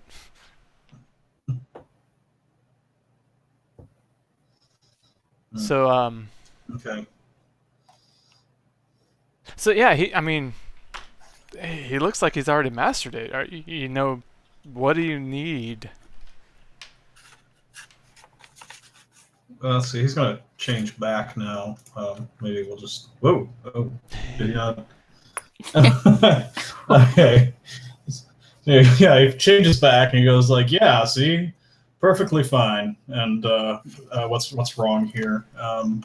What did we? How did we establish this went? Because Usually your this clothes wasn't a didn't quite failure. transition perfectly as part of one thing. Yeah. Yeah. So maybe you come back, but your clothes are not quite like maybe your pants are on your head and your shirt is off, and and you got nothing from the waist down. Yeah, he's gone full crisscross. Everything's on backwards. Oh my god. Oh, That's a reference. that. Oh yeah. Okay, I see. I get it. Yeah. Can you can step back there? There's a shelf back there. Just step back there for a few minutes. Get yourself in order. So okay, yeah. He needs a little help. Looks like he's been practicing though, because that's pretty good. But yeah, he's gonna need some. I think I know someone who might be able to help. He's actually not in the area right now. Okay. I know he's supposed to be. I shouldn't be telling you this. It's gonna take a little bit to for him to come back, but shoot. Yeah, I wasn't expecting to see you here, so I didn't really have a story for after I shouldn't have said what I said. But there it is. But yeah, I do know someone who I think can help him. I got another. I got a. You remember someone? Paulo. He had come through a few years back. He's been in the area stayed. He got okayed with the order. He's been what's he been doing? He's been doing something. I don't know. What would a Fae do if they came here and wanted to stay? Shoot. Something. Anyway, yeah, he's been peddling out of the area for a few years now, and he's a shapeshifter of sorts. I don't know if it's quite the same as you, but he might be able to give you some tips. He might be able to help you through some of those issues. He might be able to get your pants on the right way. So yeah, that could help. Hannah, I'll let Maxwell know. I know usually I deal with him. You don't come around all that often, so hadn't seen you in a while. Yeah, well, the usual grind, work, school, staying up all night playing video games. Right. So yeah, I'll let him know that you need help, and I guess I'll give Maxwell details. And this is my point of needing to figure out how that works out. But okay. So yeah, he'll put you in touch with someone who actually can help with mentoring him, but he's not going to be available immediately. Okay. Horace steps out from behind wherever he was getting dressed and says, "Hey, you sell, you don't just sell junk in this place, right? You have like crazy magic stuff, huh?" Can you see it? Yeah, there's some stuff in here that it's not something that most people are gonna want to just be. Yes.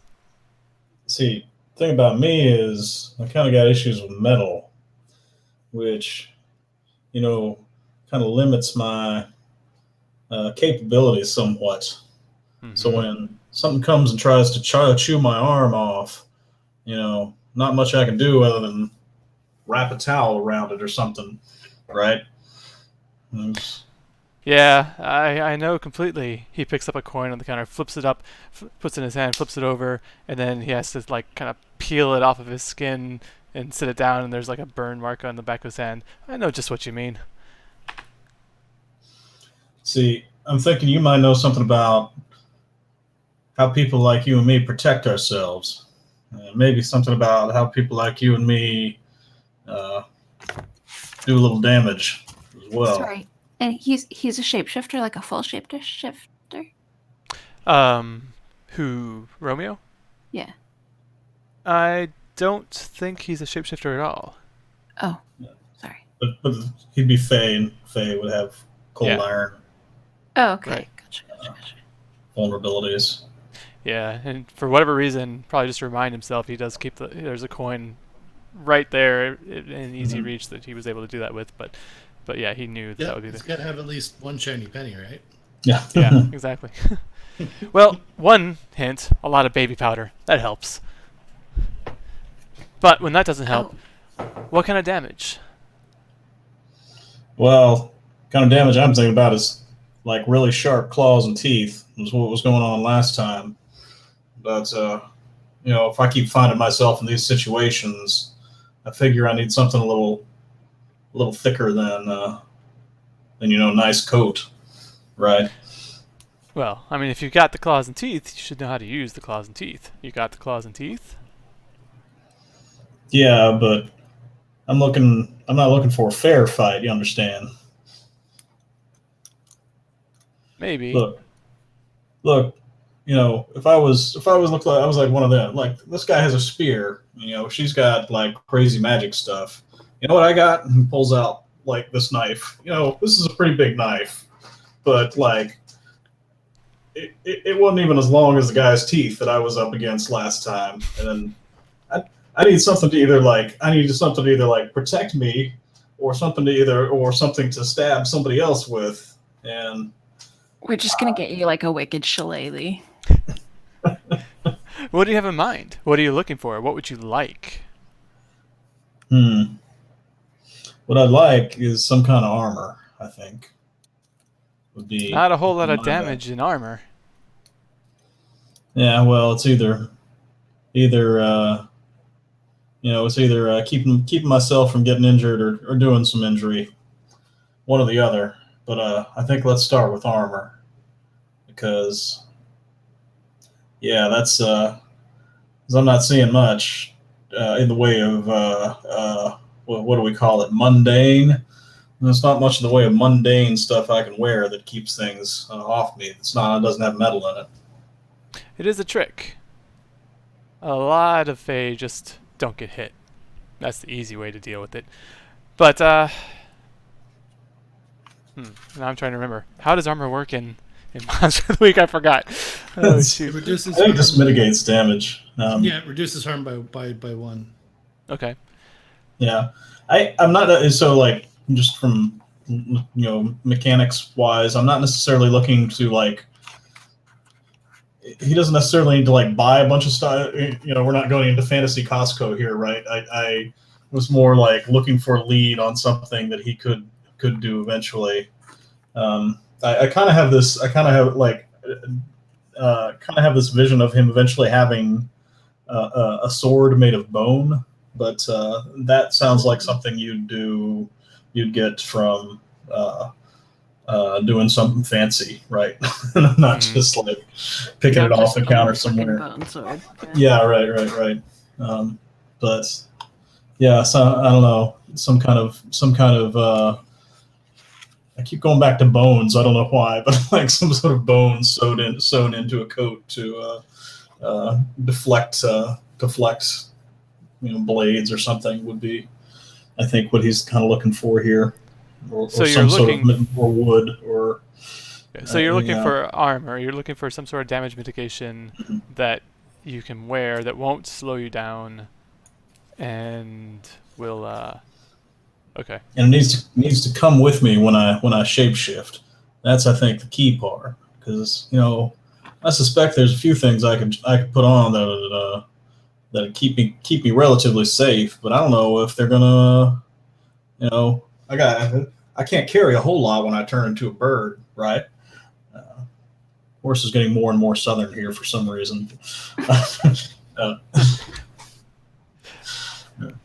For Right, but I figure you magic people, you might have some ideas on what that might entail. we got some things, but a lot of shape. I mean, if you're a shapeshifter, a lot of the times they just make their skin a bit thicker. They, it depends on. I was gonna say it depends on the person, but depends on the individual. They, I don't really know much about you. I don't know many details on what you are. I can see that you're Fae. I can smell that you're Fae. That's about all I know. And I know that you can shift into a dog and back into a fairly clothed human with bad fashion sense. But can you give yourself that armor? So let's see. What's he gonna? I guess I can try. I mean, look, I can do a dog or a bird or a rat, and none of those are like. I can't do a bear. I tried doing a bear. I think I just made myself to like a really fat rat. But all right. Let's try this. Let's see. What am I doing here? Okay. He's like psyching himself up for it. It's just like. Like, I think I got more hair on my arms now. I think. Like wax his arm. Yeah, I don't feel much thicker. All right. I don't know if I can help you with that. So, yeah. Out of this. So, is there money? How do you get items in Monster of the Week? I don't remember. Oh my gosh. I think if you want money, you just have money. I don't. Okay, if it makes sense to be able to do it, you can do it, kind of thing. Within reason, like we have the museum kind of helping bankroll some of the basic stuff. So it's like, we know this is a service that costs money, so I think Maxwell is willing to front for that. I think there was, God, there's something about that in Monster of the Week, but Yeah, I'm gonna have to reread the rules so I stop thinking this is the Sprawl. if you want to get something that you could buy, just buy it. See, that's kind of, I don't like that rule because No, like within- where's the limitation on that? No, I was going to say within reason. Like, think Yeah. about the type of person you're playing. Horace is not going to go and bust like $6,000 on something, but like Right. he definitely has $40. Yeah. You know? Although I don't know what kind of armor you're gonna get with $40, but yeah. No, So what but, is your like, so- actual armor right now? It is 0. Okay. I don't have any armor at all. And So- you don't have anything that counteracts that in any way? There's no natural armor or anything? What I have is the ability to heal. I can heal myself on cool roll, and I've got life. I've got a lot of things that like replenish myself. So I've kind of accidentally built Wolverine here, but So your damage mitigation is undoing damage that's happened to you, not avoiding Yeah. damage that's about to happen. Yeah, but like the life drain, like that just means that they do basically the way that attacks work in this game. If I life drain something, that just means that I take a little less harm when they hit back. And you know, I think we said that unquenchable vitality is not something that he could just do every single turn. Like, he probably needs a little bit of time and a quiet space or something. So it's not like he's constantly healing. It's just that I think you could, because the problem is the risk of you failing, and if you fail, it gets worse. yeah. Like what's my plus I mean, the one trigger cool on that is roll. when you've taken harm, so that should be Yeah. something you can do every time you take harm. Yeah. But yeah, okay. So I get what you're going for, Yeah. and so here's if you wanted something specific that gave you 1 armor, we could do that. So okay, so Romeo, he's listening to you kind of describe what you're looking for, and he's thinking. He's like, maybe he has a goatee. You think he has a goatee? I feel like he might Oh have yeah, a he's goatee. definitely got some facial His hair. name's Romeo. He definitely has goatee. Yeah, long black hair, the goatee here. Okay, so he's kind of stroking that, thinking, you know, I got something for you. He snaps his fingers, steps back, reaches under the desk, pulls something out. What is it? I think it's okay. So it's probably a coat very much like the coat he already has, but maybe a little more embroidery, like a lot of sort of embroidery on it. And it's got a lot of, not a lot, but let's see, what would it be lined with in order to actually provide protection? It could have ruined bone inlay. There we go. That sounds good. That Is sounds it- cool. Yeah. It's got some little flourishes on the sleeves, and Yeah. it's So definitely the definitely trading in the level 1 coat for like level 15 or so coat here. right. Yeah, so strategic points, there's like lines of bone that have runes traced in them, and you can basically use those to they could actually deflect almost anything if you can get them in the right spot. So you can pull your arm and do a block of a bladed weapon or of something that's sharp or something, and you can actually use that to do a parry block type thing, and it also can help mitigate other types of damage coming in various ways. So Okay. Yeah, that sounds good to me. But now, beautiful. go ahead. Yeah, I'll take this. But this is a pawn shop. It's not free. Right. Of course. You have something to say, Hannah?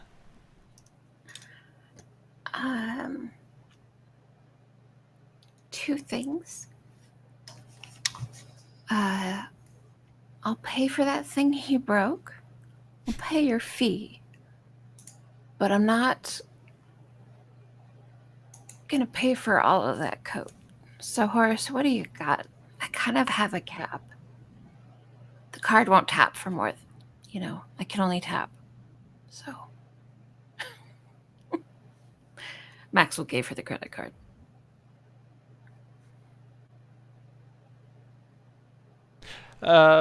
Horace, roll and manipulate someone. Okay. Let's see what that is. Oh, yeah. Okay, Should that's be plus weird because charm. of my one of my moves. Oh yeah, you got weird. Yeah. Oh, okay. So that's Partial success. yeah. Which is, they'll do it, but only if you do something for them right now to show you mean it. If you ask too much, they'll tell you what, if anything, it would take for them to do it. Okay, so do it now, but... Okay. I'll tell you what. I know Lara. I used to know Lara pretty well. I feel like I trust you. I think you're good for it. You'll owe me. But you can have this for now. As a loaner. Until you can pay back the fee. The rest of the fee. Hannah, I'll expect the chunk you can cover. And the rest... we can do a loan. With a little bit of interest. Hey, it works for me. Alright. Okay. And since there's more chance you'll be alive to pay me back, it works for me too. And if he's not alive to pay him back, you can take it off his corpse. Yeah. Yeah, he'll just recover it. So it's kind of just win-win for him. Yeah, so he hands that over to you, Horace, and looks back at Hannah. Actually, he looks over at Chuck. And you? Anything? You're pretty quiet over there, breaking my stuff. But I never saw that. I snuck it back. And then Hannah pointed it out, and yeah, Yeah, pay covering it. But is there anything you actually were looking for? I don't actually know you. Who? You look kind of old. I mean, Hannah, you usually don't hang out with this sort. Feels a little weird though. It's like I don't know if I don't know. Feels weird having you here. She says, "Odd." Like, Yeah. she can't believe what she's hearing. And you're talking about a bladed staff. Yeah. But he's coming here with this cane. Yeah, so Are you still an old dude body? yeah, I'm an old person to everyone else. I'm wondering though, would he's Fey he's Fey, right? Uh-huh. Would he see through it, or would he still also be? Well, he's kind affected of by the mentioning rumor? that you feel a little weird, like you feel something feels off. He's kind of uncomfortable with you here, but he's still seeing, that that glamour. I've been helping out Hannah here, or maybe I should say she's been helping me out. You hear about any demon activity in the area? Let us know. I've been attacked a few times, so. As you first start talking, he just bragging? he looks surprised. He's like, wow, not what I thought you'd sound like, but all right, you go. What was it you said at the end again? What was the last thing? That you helped out with? Just that about demons, if you know any demon activity, let us know. Oh, yeah, demons. No. I mean, no. With the Fae breaches so close, there's not much demon activity. I mean, I don't know if I've ever heard of demon activity in the area. Let me tell you about the teeth. The teeth. The teeth? The teeth. Oh man, these demons, they got some nasty teeth. Well, that's what I heard, but yeah, I try to avoid. Is your dog here, by the way? Yep. He follows. So he's in... Not necessarily in the store, because I don't know if he'd be allowed in a sense. No, he definitely wouldn't have been allowed. Standing guard. He's standing guard outside. Yeah, Actually, so... I'm wondering, could he even enter the store? He probably could, but he would have been immediately noticed. Right. As he's talking to you, mentioned talking about demons. He's kind of smells like, wait, what? What is? Why? He kind of looks out the door, and he does get sent like a. I don't know if he can see the dog, but just mentioning demons was enough to kind of hint him off to the subtle indication that he noticed. I would think if he just noticed it now, he wouldn't realize it was our dog. Yeah, probably not. But he's just he might like jump up and like grab something and go after it. I don't think he would go after it necessarily, but he's that because it would be more like just a subtle smell that he wasn't appreciative of at this point, like not seeing it, not being too close. But yeah, just the mention of demons definitely. If it had come into the store, it would have been more of a problem. But yeah, as you're mentioning demons, yeah, I haven't no demons for like decades, centuries, but now that you mention it, I don't know. Have one of you been rolling in demon? I mean, technically, yeah. Oh. you kind of have that smell. I don't know. Yeah. I bet Chuck reeks because like he it's rolls hard. around with the dog. It's hard to get off. You were scrubbing for weeks. Yeah, no. You remember he was just born out of a demon, right? Yeah, but no, I haven't heard anything about demon activity. But yeah, you guys kind of reek of it. That's odd. Not. Yeah, but in the area, no. Don't know And then anything. Hannah's just like, all in a day's work, you know. Yeah, so you've been out of town, I guess. Okay, cool. Yeah. All right, well, Hannah, I'll get that. I'll expect payments, and I'll follow up with Maxwell on getting the details on Paolo to you. And other than that, he looks at Horace. You enjoy that coat, and keep it as long as you want. The interest will keep accruing.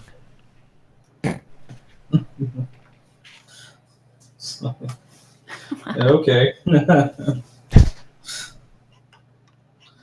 then he looks back at Hannah. You'll cover him if he defaults, right?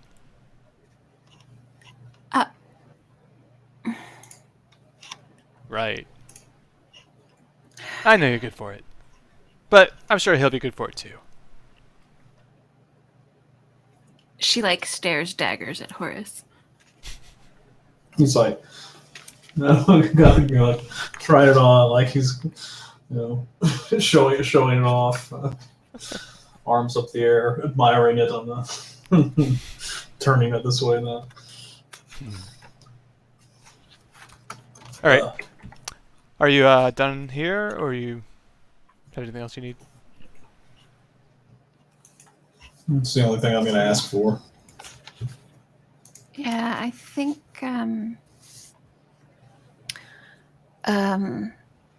Hannah might make some small purchase, like maybe something for her bike that she saw, and like kind of make some small chit chat before leaving. So. Okay. So yeah, then you head out. Okay. And when you leave here, what are you doing next?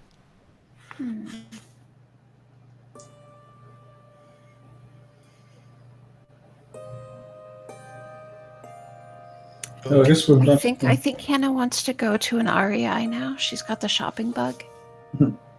She wants to get some not camping gear, but like headlights, flashlights, some good boots, things like just usual that kind of shit to take camping. But I think, or like maybe hiking or rock climbing. So, and not anything too advanced, but like ropes and picks and tethers and things like that. Okay. You kind of think, I don't know if you have anything left on your credit card. Oh yeah, we hit our limit. But you can get some basic stuff. So basic, I think I'm gonna call Maxwell and try to charm him into letting us spend more money. Dad, can I use the credit card? All right. So you call him. He answers, and you give him the spiel and his size. And I don't know, how is he gonna give you more? does that look like? He's not.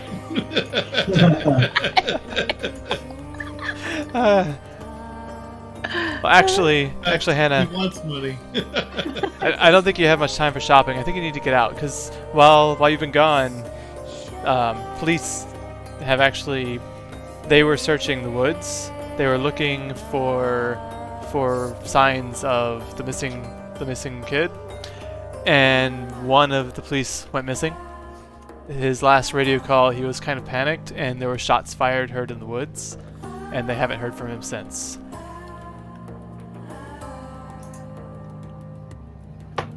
So I think you need to end your shopping trip and try to go see what's going on before we lose any more people. Definitely, but we kind of do need stuff for the woods, but I get you. Needs to be fast. Okay, he does something. He's got a card that actually you've got a card that he's allowed to change the limit on. He ups the limit just enough for you to actually get some really basic supplies. Here, I'll give you. You can get some basic stuff, but you need to get out as quick as possible. So nothing big, just basic stuff and go. Some flashlights, some flares, a first aid kit, like a basic first aid kit, with let's video game it 3 charges. Is that reasonable? For flare? First aid kit. First aid kit, sorry, okay. Sure. Does this game have that as equipment? I don't remember. I really need to reread I think so. the item stuff. But yeah, I forgot. I think it does. I'm pretty sure that you can do basic field medic-y stuff. Mm-hmm. First aid.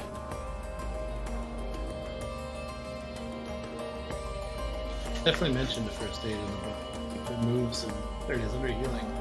Yeah, the wronged can actually, he has a move.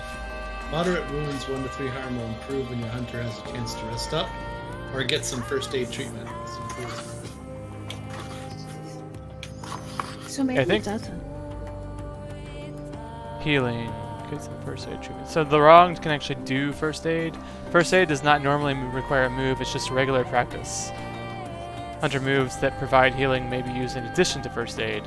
You can only benefit from first aid once per injury or condition.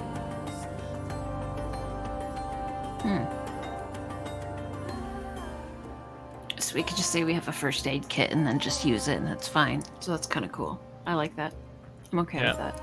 So just keep track of individual, you have to kind of remember the injuries that you get, because each injury can only be healed once. But if you get 2 injuries, you could be healed twice, but not.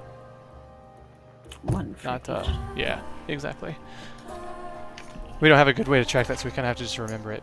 But okay. All right, so you get some. So what did you get? You got first aid kits. So 3. Well, you got first aid kits. There's enough in there to handle a few applications, so don't really need to track exactly how much. First aid kits. What else did you get? Flashlights. Mm-hmm. And Flashlights. And flares. flares. Okay, so just like cracked flares, not like a flare gun or anything. Oh, and bear spray. I think she Bear sees those little bear spray keychain things at the register and picks up like 3 of those. Okay. And a bear bell. We're Okay. bear hunters now. Well, she likes the bear bell. She thinks it's cute, so she just gets it. Boris has a bird's guide. I like it. Look, if I'm going to talk to birds, clearly I got to do some background reading, right? So, right. So, do you distribute flashlights? So each of you is getting a flashlight. Is that how that's working? Yeah. So I think because she's like a total shopper, she gets like 3 flashlights, 3 flares, 3 bear sprays. Like it's all 3. She's like, yeah, go team, we're going camping, kind of shit. Yeah. So, And how you plan on carrying all that? Not that it's a lot, but like the first aid kit is not. Chuck has a backpack. yeah. So Chuck's gonna carry the first aid kit then. Okay. And flashlights. are each of you keeping one of those, and how are you carrying that? Hannah has a fancy fanny pack, basically. One of the ones that was like steampunk, festival hip pack things. Because she's kind of like all gothy and stuff, so she's probably got one in black anyway. But so I think she's got her little equipment belt kind of thing, so go in there. So the flashlight can just go in one of the pockets. The first aid kit can go in the actual, or no, that's Chuck has that. And like everybody gets a flare. Like, so if we get split up in the woods or whatever, we can help find each other. Okay, one flare each, one flashlight each, and okay. Well, the flares are more for like the public if like somebody gets lost. Like I can find you guys. Is this a flare gun or just a flare? Just a flare. Just Oh wait, flares. no, it would be little flare guns, I guess.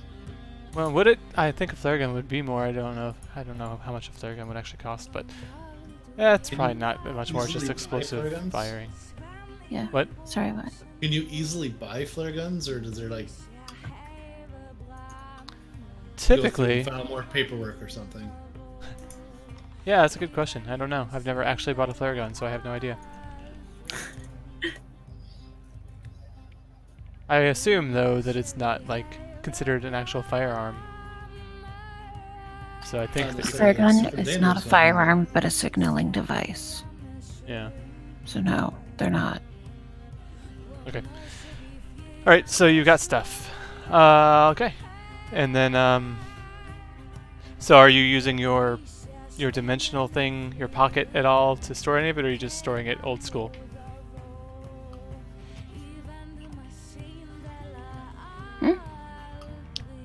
You've got your pocket thing. What I need when I need it. My pocket dimension, right? Yeah. I was just curious if you're using that or if you're just doing it all old school. Oh no, like the whole camping thing, she's like kind of jazzed on the whole camping idea, so she probably has like a pack. So that's what her big like hip pack thing is for. Okay. And then probably like a cute girly backpack, like one of those little ones that girls have. Like, so not practical, so she's got like the fanny pack and the backpack for like camping or water bottles in there and all that shit, right? She's like, I'm Alright. going hiking. So She's got Hannah's her all knee ready for high hiking. boots. Chuck's got a bunch of stuff jammed in his pack, and Horace, you just what are you doing with the flashlight? I've got pockets in my coat. Okay, so just kind of sticking it in the pockets. Okay, Oh wait, no, that won't work because when I if it's flat, the flashlight's gonna. Okay, so maybe it's a plastic flashlight. I guess I don't know. I probably gave it to a child. He's like, "Here, hold on to this for me." okay. So you're not carrying any of. So what are you carrying? Yeah, You got your knife. the bear spray. I think I got the bear spray.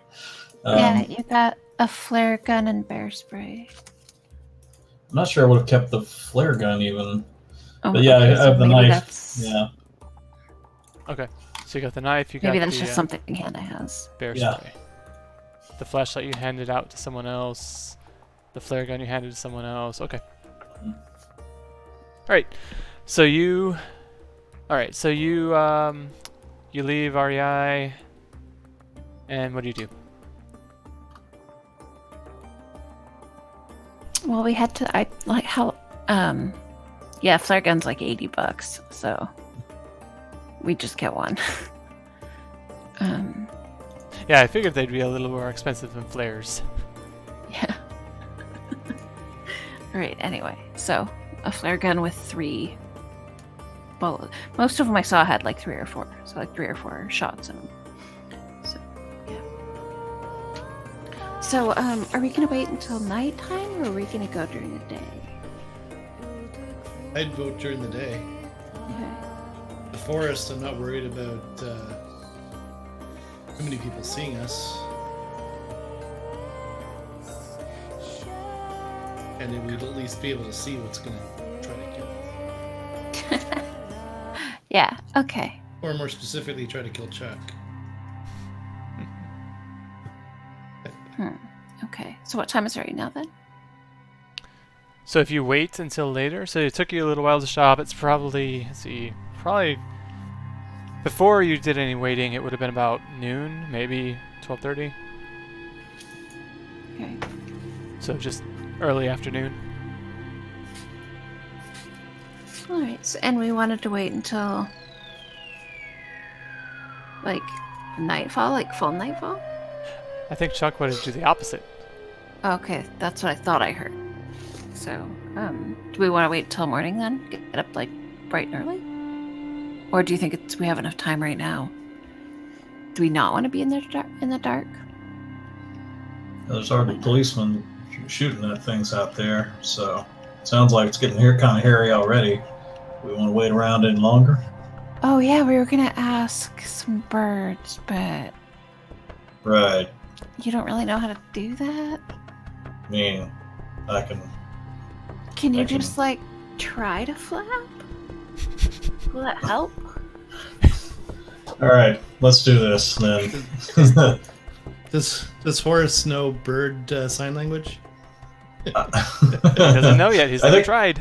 Yeah, exactly. So I'm going to change it to a bird. So here we go to change to the bird. Well, so. You do so, actually grow the right. wings, but that's There goes. I think I dropped the bear spray as that happens.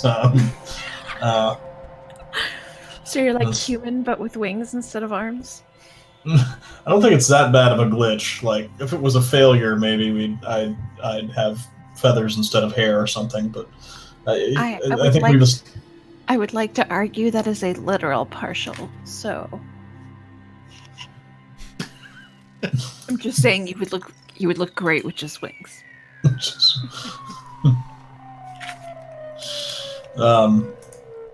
In my opinion, that would be a success. Being able to fly around as a paper.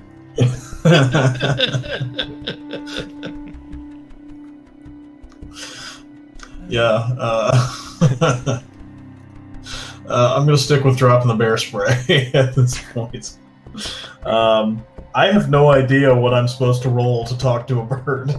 Okay, so that I can help you Manipulate with. someone. But give me one Probably. second, actually.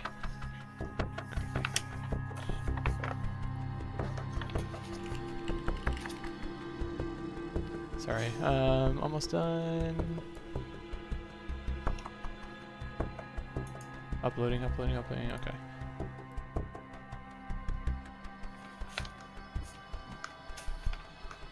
This is okay, this is not what I wanted it to be, but sure. Okay, so you drive out, you follow the roads out to ways, it takes you maybe 15-minute drive out of Fayfield to get to generally the area that they were lost, which I assume is where you wanted to go. You actually see some police vehicles parked. You see some roped off areas and some cordon that's set up to try to keep more people from going out. And yeah, so Horace, you fly up there. I guess, are you going ahead of them before they actually even get there? I think I want to do the bird thing in front of everybody. Not that Horace necessarily wants to do the bird thing in front of everybody, but I think for But maximum you do. dramatic effect, yeah, the bird thing should happen while other people are watching. Okay. So... Alright, so you turned into a bird. Remind me, I was looking for a picture while you were doing that. What happened when you turned into the bird? I dropped my bear spray, so I'm guessing one of them picked it up. But Yeah. Okay. Okay. Alright, almost. Okay, so you fly up. You're going kind of flying over them. They drive up. As they're driving up, you are in bird form. So you get out to where the trees start. It starts out being fairly empty. It starts out being some deciduous trees, but eventually you get to the area. The road goes up a bit, and you get to an area where there's more conifers, more pine. There's wildlife, various wildlife around. There are definitely trees with birds. What do you do? There's even some crows, a few crows all over, scattered.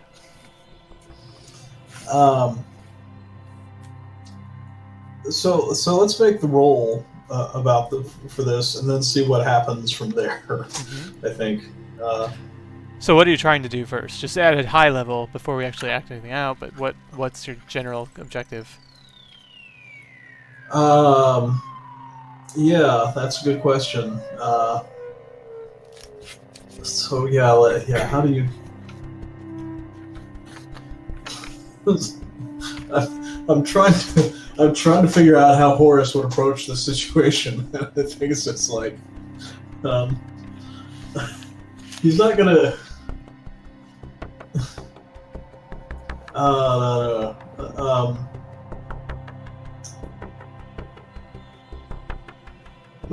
My sense is that Horace can't actually like talk to birds necessarily. Like he can't speak bird. Like. Well, every time you transform, though, don't you start making sounds of the animal? He makes sounds. What if it's his human brain controlling it? So it's just like he just tries to vocalize like caw. Well, caw. so you're trying to talk to the birds and see if they know anything. That's your objective? Yes, Okay. that's the objective. So what? Go ahead and make the roll. Ooh, let's see. And what role would that be? All right. Okay. So now this is talking to the birds. So that will be. It'll just be a weird roll. Make a either use magic or weird. It's use magic, which is do something beyond normal human. Do one thing that is beyond human limitations. Yeah, that would. Or communicate with something that you not share language with. I didn't think I could talk to birds. So you go up and you start like babbling at the birds. You start doing random things. Yeah. What does it look like that you're doing? So there's some branches where there's like 3 crows sitting and they're kind of cawing at each other. One of them hops over to the other, it pecks at it, it pulls something at the other one was holding like a little twig. The first one like grabs it and pulls it from it, and they're kind of fighting over that. And the third one just like hopping away from them. And so those are the 3 that you've kind of you're heading towards. What do you do? I think he approaches it like as if he were a human and they were humans. So he's like, he like raises a wing. He's like, "Arr!" Arr! all three of them like turn their heads like birds do. They turn it towards you, then they kind of cock aside, and they're like moving like a bird would obviously do, looking at you, and just like you get this sense of confusion from them, like what the hell? And essentially in your brain it almost converts to all 3 of them at once saying, what the hell? Yeah, he's basically trying to be like, and one of them looks at you, he's like, ah! What's up? It's like, what's going on? And you get the sense that it's like asking you if you're okay. Do you need help? He gets like, he may be able to sense some of that, but he's just going to keep following through with this routine. So like they know he's not a bird, so they're probably like, bro, why do you look like one of us? Not like, are you one of us? Right. And he's just when he's like speaking, he's not like bird speaking. He's like making noises as if like a human trying to make human speech with a bird mouth. So it's all kind of. Crows are actually really good mimics. They can speak.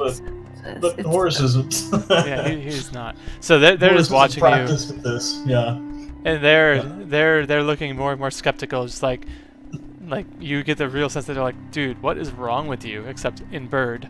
So, yeah, you're not getting a whole lot of from a distance. You can hear Hannah shout, "You forgot to bring food." All right. Yeah. God, yeah. How does this end up? How do we end this? I think he tries to start doing like okay, I've seen the things where birds do communicate through dances, right? He like starts trying to dance. Like The doing three of them. boogie. The three of them are watching you. Ruffle your Maybe feathers. dabs once. The three of them are watching you, and then two of them like turn and look at each other, and one of them looks back at the third, and that one looks at that one, and you hear that, and you just get the sense that like they're just basically saying like there is something seriously wrong with that thing. And and then they fly off. Okay. So he flies back down. I'm just gonna have him turn back. Well, here, let's have him turn back into it. Yeah, turns back to human and goes like, "So, turns out I can't talk to birds." But he comes flapping down, and as he's coming down, he flaps, and it's like this subtle transformation. And he slowly glides down, like almost hovering and transforming and landing with his feet gently on the ground. And he actually lands perfectly. A minor stumble as he's like slowing his momentum, but he actually lands really well right next to you guys, which is almost surprising. And he's fully clothed, so that's pretty awesome. Nice. Check. So he didn't seem to notice that, but you guys noticed that he didn't just destroy himself on the landing. Chuck does what? He throws over the bear spray to him as he's landing. He's like, throws his bear spray back.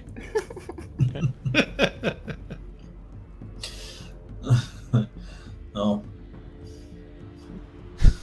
this will be great if I. Yeah, I'm not really gonna spray a bear with this. I'm just gonna fly away. Like, this is kind of y'all's problem, not mine. Now, one thing that, so what your shape-shifting, if you're doing investigate a mystery while you're in animal form, you do get a +1 on that. Yeah, I know. Yeah. So you might still be able to try a similar approach. Maybe not exactly.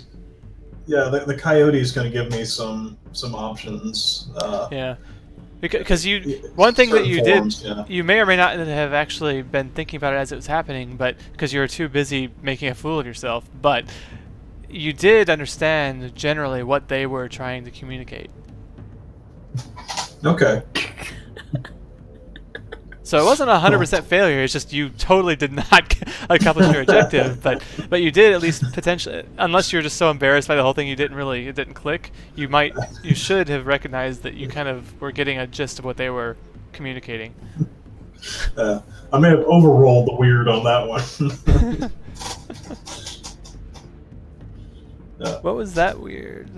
Remind me what that last roll was. That was the one you just rolled that was for just transforming. That's right. Yeah, change back into a human. Got it. Yeah. All right. So he lands, says that okay, so he can't talk bird. Mm. What do you do? Oh, you can't talk bird, but you can understand bird. That's funny. Although, yeah. He didn't mention that aspect though. Yeah, you did. Did he? You did. Oh, I told you, but Horace didn't tell Hannah. Correct. Yeah. Yeah. Okay. But wouldn't have you noticed that?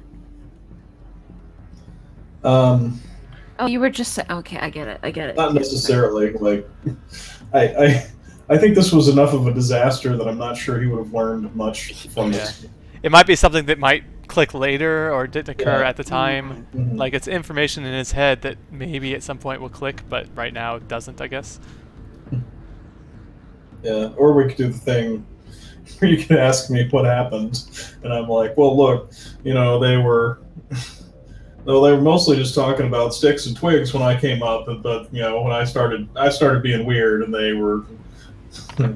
And anyways, sorry, I'm having a whole conversation in my head. I'm kind of tired actually. Like I'm a little bit off. Oh yeah, it is 1 o'clock actually. So we can cut whenever you want. I'm good. I'm just Getting a little spacey. yeah. So what does happen? He does come down, lands. It's okay. Can't talk to birds. Yeah. Mm-hmm. Unless you want to do a pen to that about that conversation. Nah, let's not do that right now. Okay. Yeah. Nice. So are you two still on the bike? Have you gotten off? Off. Well, yeah. We're Yeah, I think they've seen this whole sorry display. Oh, so you were watching that. Okay, awesome. It was pretty funny because he was trying to do this in the air half the time. Like he was like in the air trying to move his wings, and he kept half falling as he was doing it and picking back up. And yeah, he was pretty inept at it, and it looked like the craziest bird you've ever seen. awesome. It looked like what a bird might look like if it started having a seizure mid-flight. Oh.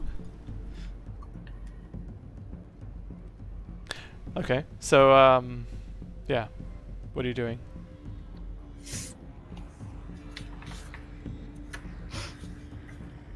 Let's see. I guess we're probably heading out to where this all happened, right? You're getting near. So you came to the area where the police had started their search, which was where they had found, not where they found the kids, but where they brought the kids back to, and then from there they had yeah, this is their kind of base camp of where they were searching from. And there, like I said, there was like a cordon and some vehicles around in the area, and you're right at the edge where the thin wooded area of deciduous trees is breaking down, and the thicker conifers it's like getting heavier wooded. It's going upwards. It's starting to get cooler at the spot, and it's like the tree line, although it's not. It's the tree line where the other trees kind of turn into the pine trees because of the altitude, and yeah, you're kind of the edge of that. And it's more the beginning of a wood because the trees before this point were very scattered. It was more just like plains with trees. Cool. But they hadn't gone very deep in. They were not too far from the edge anyway. So Right, they were just in like the casual camping area, so it's like you can see a lot of the stuff. yeah, Like it's not dense underbrush or anything, right? right. No. Okay. No, similar to this picture, that's how most pine wood would look. It's a lot of dead leaves on the floor, and a lot of, like, I guess if it's pine, a lot of needles. So a really thick carpet of needles, but not much underbrush because of that. Because the pine are blocking most of the sun, and then their needles are providing enough cover that underbrush doesn't really grow. There's some, but not a lot. Mm-hmm. I guess we'll start looking for a trail, or if there's any evidence of like something being dragged.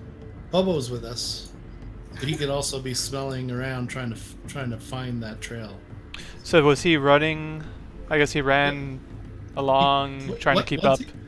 Once he got to the tree lines, like outside of the city where he wouldn't be seen, he transformed into Demon Dog to get most of the way here. He's very fast in that Demon. Bigger, right? Okay. And then of course transformed back when he got to us.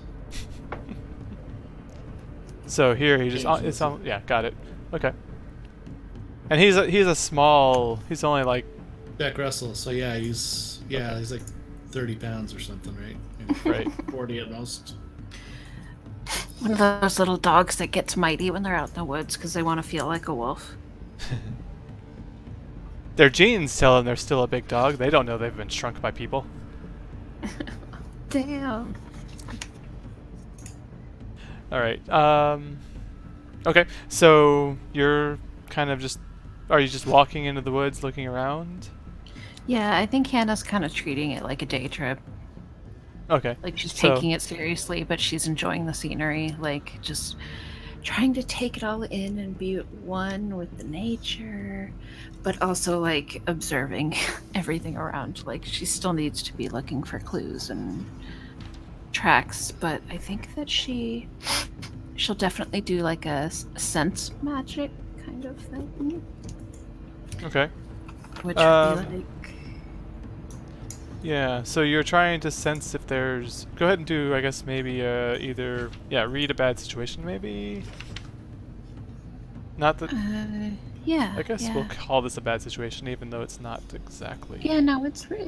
I think that applies because it's like you're looking for evidence. Like we're near the. Just Looking for evidence would be maybe more investigate. investigative mystery, but. Oh yeah. That's kind of where I was going with searching for a trail. Right, and I think that you will be doing an investigative mystery, just kind of generally searching. Let's Maybe use magic then? But. okay. So you're using magic. You'll still doing you'll be doing an investigative mystery. So maybe one of you is investigating a mystery, another is helping out. Oh, I could use magic to help out. Yeah. Maybe. Or you can do exactly what you said, but the role ends up being more of a help out, investigate mystery plus help out. So whoever, even though that means you're not using magic unless you had something for it, we can figure out how to deal with that as we go. So one of you, whoever wants to roll an investigative mystery and the other roll a help out. And I guess Horace is also involved. Go ahead and... if you wanted to do 2 help outs, we could.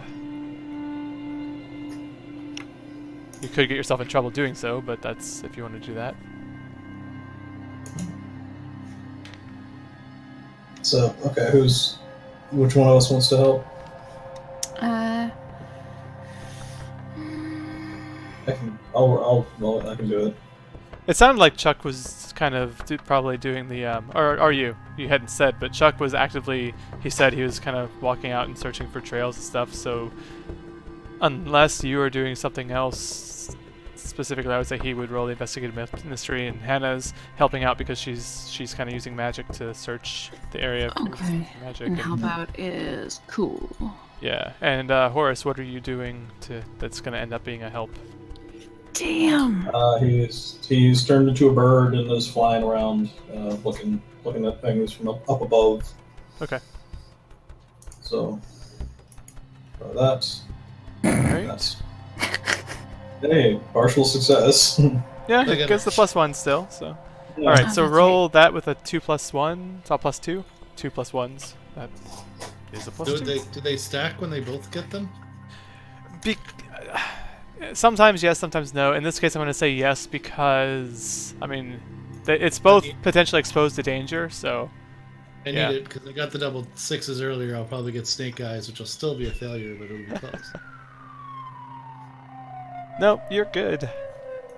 So you got a 12. You don't have any special move on. 10. Yeah, 10. Well, +2. Oh, sorry, you I already put added it the in, +2. Put it in. Awesome. Okay, so that worked out anyway, because otherwise it would have been an 8, so that made it a full success. So perfect. Nice. So between the 3 of you, you get a whole 2. What are the 2 questions that you want to be answered during your searches? What do you guys think? Should we... I guess where did it go might be a useful one, right? Well, obviously, what happened here? Or what sort of creature is it? What sort of creature is it? You said we have 2? 2, yeah. Yeah. I only have 2. Maybe what happened here and where did it go? What do you guys think? If we find it, we'll figure out what it is. Yeah, surprise! Yeah. The thing about what happened here is I have a feeling we're just going to get the answer that what I saw in my... But we could... Maybe there's more to it that I don't know, so... Alright, let's do it. So what are your 2 questions? What The happened consensus is... here? Okay. What happened here, and what's the other one? Where did it go? Okay. Oh. Alright, so... Were you saying something, Horace? I was thinking what sort of creature is it might have been pretty helpful here, but yeah, where did it go? I guess it's just as good. Okay, so what's happened here and where did it go? Alright, so... Chuck, you start wandering through the woods. You just don't really have any specific direction, so you start wandering, maybe, I don't know if there's probably no deer trail. You're just looking for any type of hint as to where to go. Hannah, you are... And Hobo's smelling around too, right? So I'm kind of following his overall direction while looking. Yeah. So you're kind of following him. He's kind of just running back and forth, kind of sniffing around, and I guess you've somehow given him an idea that you're looking for something, so he'll... I don't know if he knows exactly what he's searching for, but he might yeah, he might find something interesting. So yeah, you're kind of following him. Generally, he's just kind of scattershot, moving from tree to tree, sniffing at trees. Every once in a while, lifting a leg, marking a spot. And Hannah, you're mostly paying attention to the magic. You're sensing for magic. You're doing whatever you're doing, but you're generally, I'm assuming, kind of following Chuck. You're kind of keeping Chuck in your periphery, following him. And Horace, you're flying overhead. As you're flying, Horace, you see a few people around. There are police that are kind of organizing a search. So there's a line of people a little bit ahead that are kind of going through and combing the area, trying to find any signs of anything. At that point, what do you do? Anything, or you just keep looking? Let's see. When I see a line of people, And they look like they're either parked. They're in some sort of uniform. And I guess you're a crow. I don't know how good crow eyes are, but I mean, you can definitely recognize their uniform. You probably realize they're either police or park ranger, Okay. one or the other, or a combination of both. all right. I think okay. I'm gonna fly out well out ahead of them and turn back into a person. Okay, that went well. That's good. This was going to be a lot harder if I showed up nude. Yeah, and I'm just gonna like I'm gonna kind of wander out of the woods in front of them, and Okay. just see what they first just see what they do when they see me. All right, they're scanning the woods, and as you kind of almost just like appear behind a tree, so they didn't see you coming from further away, which they would have expected. And one of them looks up. He's like, "Hey, you, come here." So, hey, what's going on? He pulls out as you're coming up. He pulls out of his pocket. He's looking at a picture, and he looks up at you. It's like, obviously, okay. He turns it around to you. So, unfortunately, I thought maybe this was you, but this isn't you. Do you know this kid? Have you seen him? Let's see. Horace takes the picture. What's the kid look like? And He looks like so probably high school age. He's a guy maybe late high school, maybe 17, 18, something in that range. He's got he's Caucasian, brown hair, brown eyes, and just looks like a kid. It's not anyone you recognize unless it is. It's someone who goes to the high school, but they go currently, so past the time that you would have been aware. You weren't even in the high school, but yeah. So he's, I guess if he's 17, he's around your guys' age. He's a little younger than Hannah. He's a little older than Chuck. How old is Horace? 19? I think Horace is like, yeah, he's 19. He's like Hannah's age. So a bit younger than Horace. So you tell me if you recognize him, but you don't necessarily unless you have a reason to. So Yeah, that's up to you. Nah. Should I? Like, what's happened to him? What's going on? Well, yeah, he and his friends were out here in the woods last night, and he disappeared. They said they heard him screaming, but yeah, we've been searching. Yeah. I was hoping you'd What's seen your, him. But No, I haven't, but seems pretty serious. What you found out here? If you don't mind me asking, it's not like a road bear or cougar or something. Well, I don't know. What? You want me to roll a thing for this? Manipulate? Oh, wait, no, that's not what I thought it was. Never mind. Go on. Well, I don't think he's not trying to hide. He actually wants help with this, so he's not really Okay. hiding too much about it. It's probably Yeah. a publicly known thing. Is that you're in the woods and potentially in danger. It's probably he figures it's better to let you know as opposed to hiding it from you. So Yeah. he says, yeah, we don't really know. I mean, maybe he just fell and hit his head. Maybe he's got his foot stuck somewhere. Maybe he's in a bear trap. I don't know. But his friends say they heard him scream, and we haven't been able to find him yet.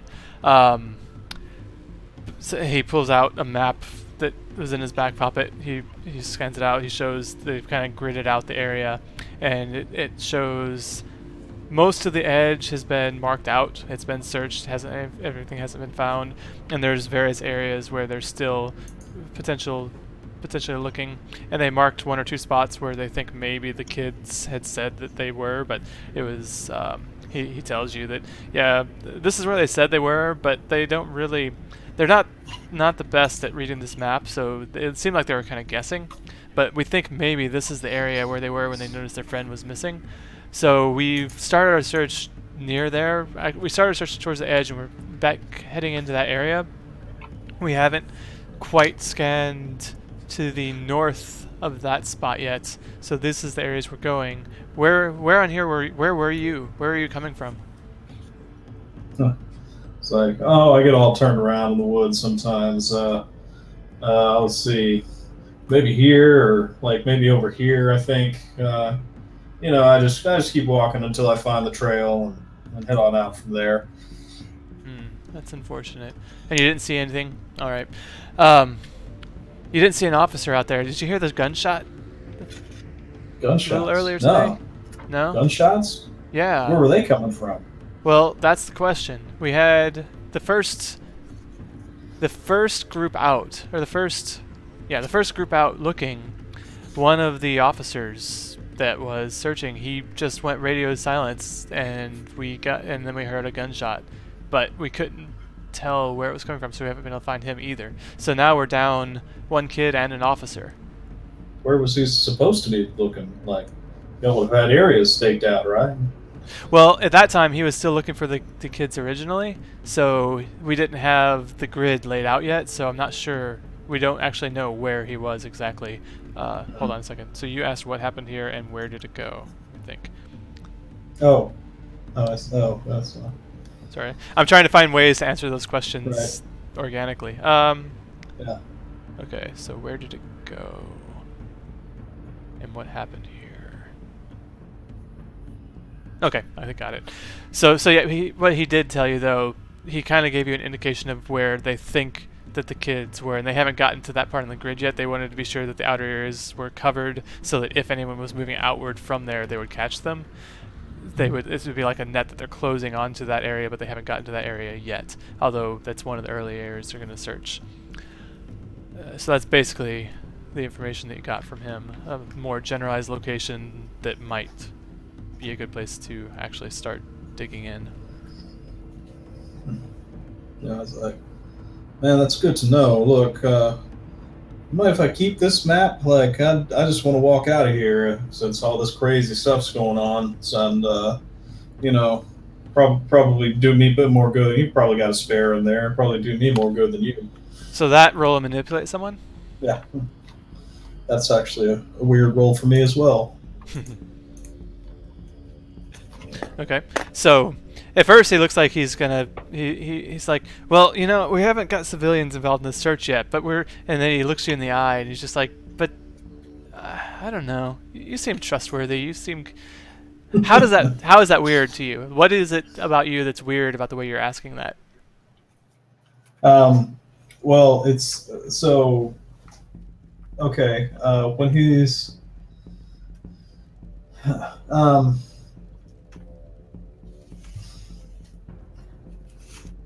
well, yeah, how does this usually work? It's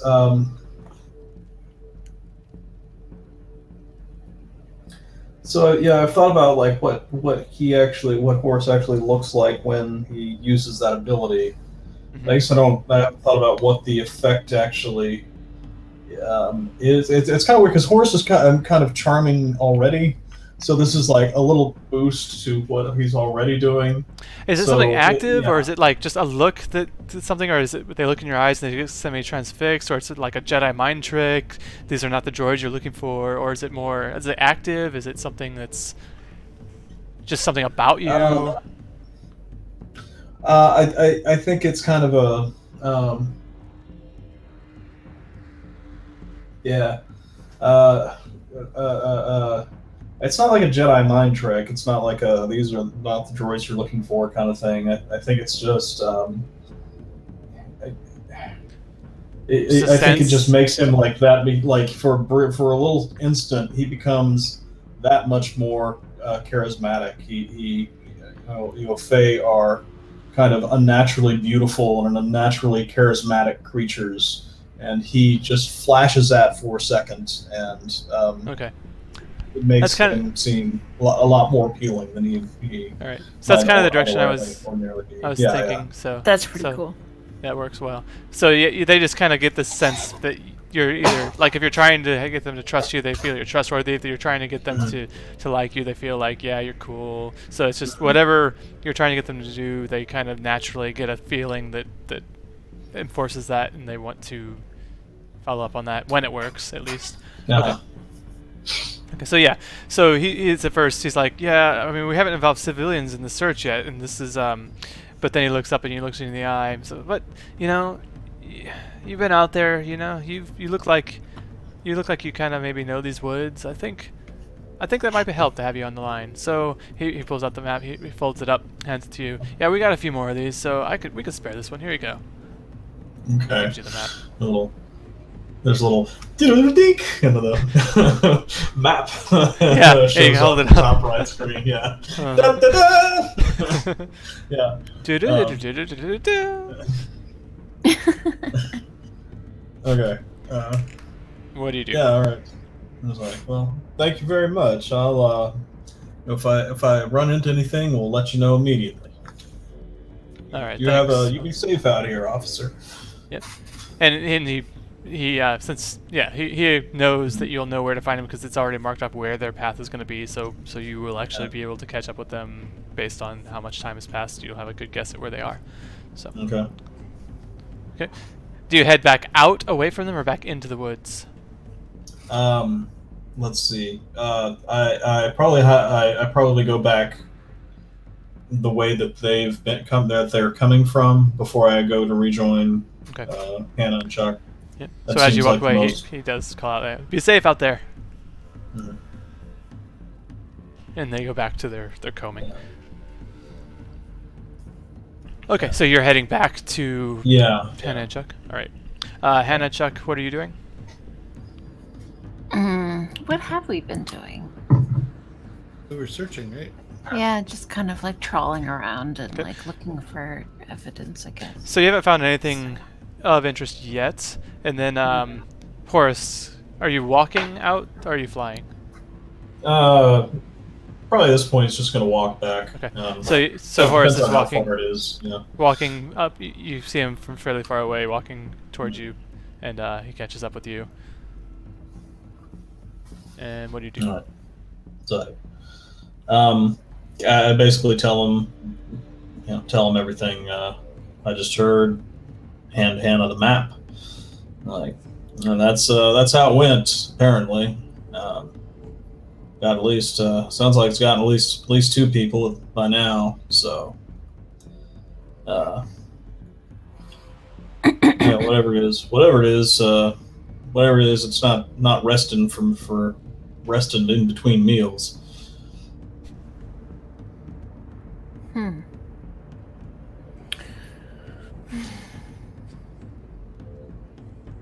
Do we know anything else about these other victims?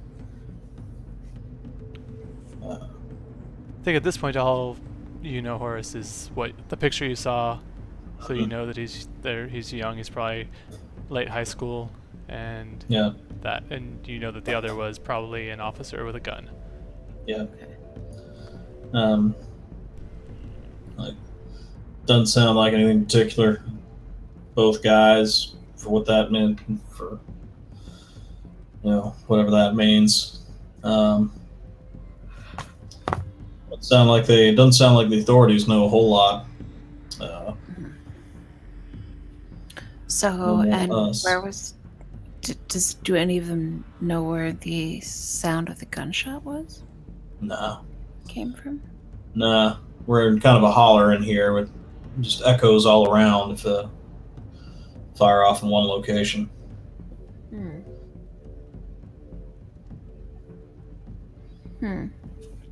Okay. But he does have the map that it does give you a fairly general Yeah. location of where they think maybe Okay. Excuse me. So I think that Hannah is going to let's see. Let's check this out again.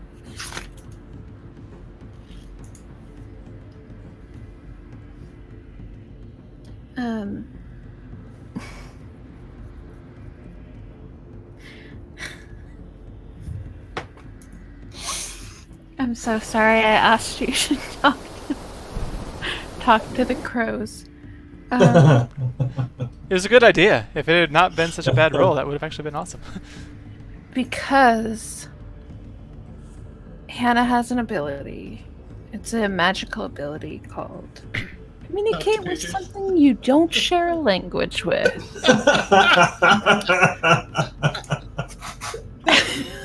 So I think I'm going to play into that and say that Hannah did that on purpose. Awesome. Why is this not So I think she's going to look around and she's got this kind of like, nice, this like happy, just relaxed smile on her face. And she just kind of like walks out into, like she steps off kind of the one of the walking paths that they're near. And makes like a chittering sound, like a chit, and calls out to some of the little chipmunks in the area, and then asks them if there's been any new threats in the area lately. So Okay. that's Roll weird. that. Bam. That 12 was it? Mm-hmm. Okay, 12. Okay, so that works. 12 just means it works perfectly, right? Mm-hmm. There's no special... No. The magic works without... Okay. And the effect is you communicate with something you do not share language with. Okay. So at first, nothing happens. You guys watch her just talking to the air, and there's nothing. At first you think maybe it didn't work, and you're wondering if you need to try again. But then you notice, like, down a tree, you hear like a little... And then around the corner of that tree, a little head sticks out, and then it goes back. And it slowly sticks out. It's like... It's... And then it hides, and it sticks out again. And then you hear... And it's like a bunch of chittering. And you hear the chittering, but you somehow kind of... Your brain forms that into words. Like... You're too big. You're big to talk. To them, my voice is like incredibly deep, and it's like Hannah's little like, yeah, but that's like too deep to them. It's really weird and creepy. And it also it sounds like they're recognizing what you're saying, but you're not a chipmunk, so that's weird. Mm-hmm. So, I think is there a limit to my questions, or it's basically just like I can just chat with them for a time? Yeah, you can just chat. Okay. So yeah, I think she basically just breaks it down to any new big scary threat. The first one's looking at you is kind of nervous, but then another head pokes her on the other side, and you hear more chittering, and then the first one chitters back at it, and it chitters at you, and you guys just see her chittering at something, and then you see these two chipmunks come out and start chittering back, and there's just lots of noises going back and forth. But the first one's like, "Ooh, yeah, scary," and the other one's like, "Yeah, really like big hunter, scary hunter, lots of no, stay in trees." Does she get to ask where they're coming from, or how many? Can they count? Let's see. Big, scary, like bear, but bear. Lots of legs, bear. Like hairy bear. Legs, lots of legs. Hairy bear, lots of legs. Scary. Ew. Don't go around on ground. Ground hunter. Run in trees. I will take that under advisement, she says.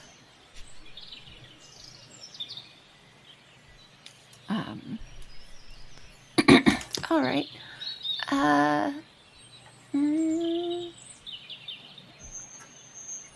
Which way?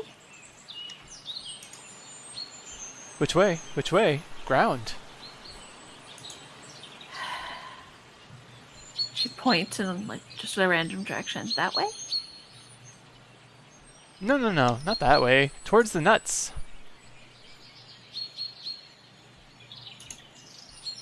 The nut stash. You know, the nut stash. We stash the nuts. The nut stash. Go towards the nut stash. Okay. I won't take your nuts, I promise. So she goes and like where they're kind of like chasing and like looking back at her to follow kind of stuff. So she follows them. So they all won't go that way, but they kind of hint at a direction, and it generally corresponds with the direction from the map that you know that they had said that the people were at. But as you start to go that way, they kind of they like stop and they climb up the tree and say nope.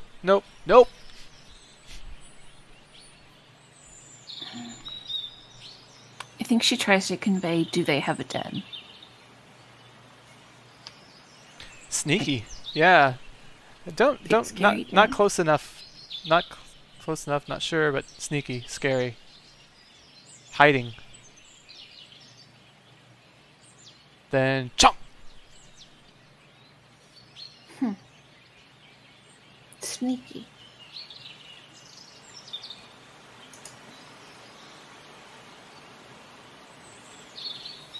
Okay, do they stand tall like humans? What? Oh. Do they? No. Like bear, but lots of legs. Like lots of leg bear. They run fast. They move fast. Okay, thank you. She throws them some food. Yeah, they move fast. Ground walker there. Ground walker gone. Scary fast. Ground walker there. Hunt. Gone.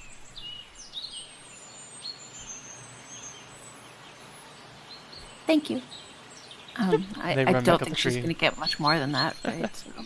Yeah. All right. So we've got a general direction. We know they move very fast. What do we got to fight very fast? She thinks about some of this stuff for a bit.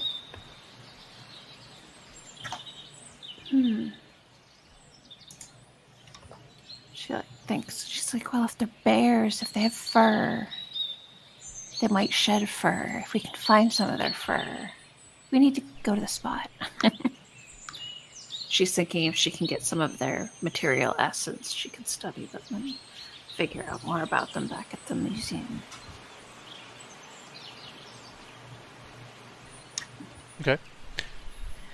So this whole exchange is happening. Chuck and Horace, what are you guys doing?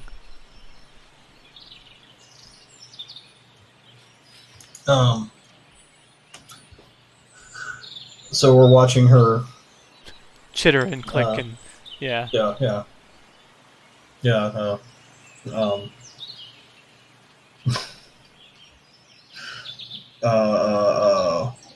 Let's see how would Horace react to that.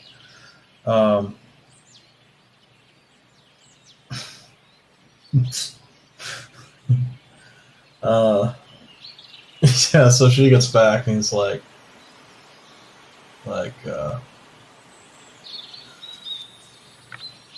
you ever tried dancing?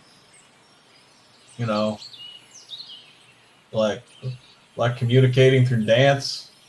That's the thing like animals do, right? I've seen it on cartoons. Just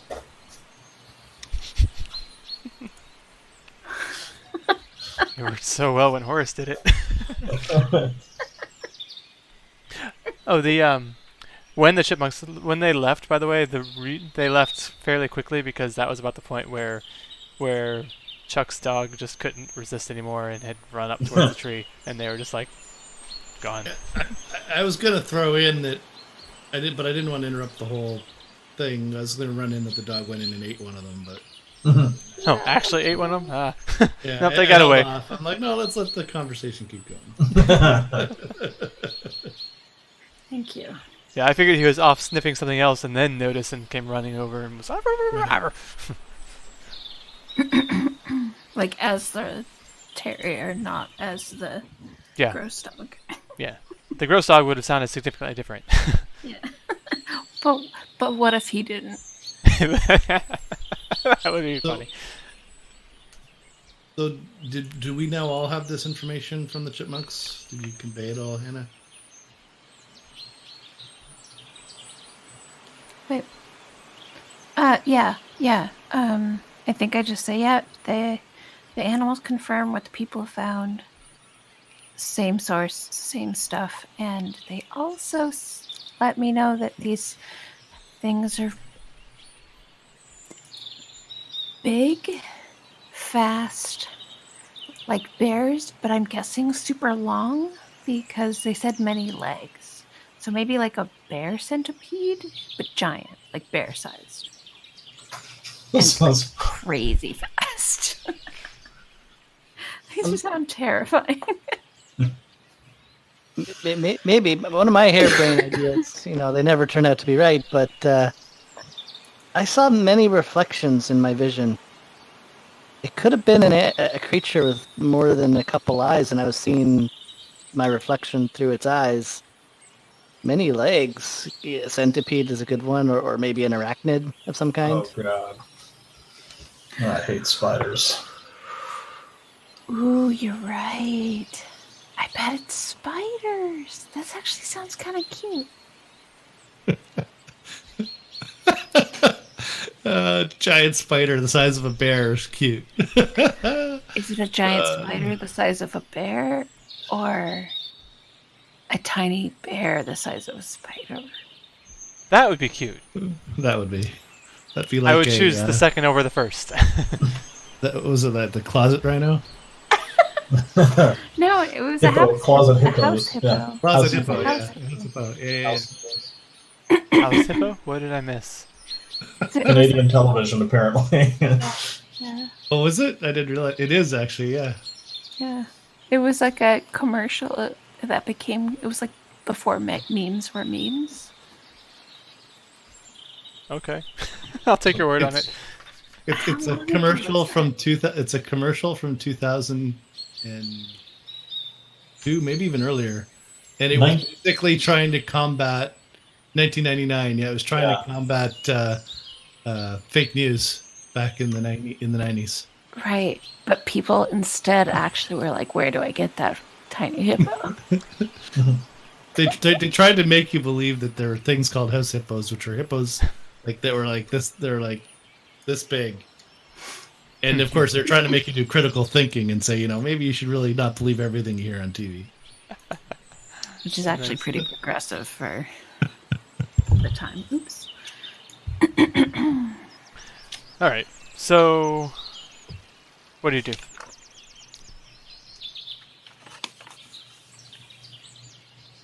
Well, we did the where do we go? We got kind of a direction. Let me do it in character. Sure. So, I guess we go that way. And I point in the direction that the map indicated as well as kind of where the chipmunks were indicating.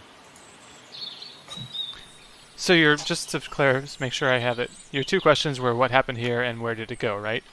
Yep. Okay.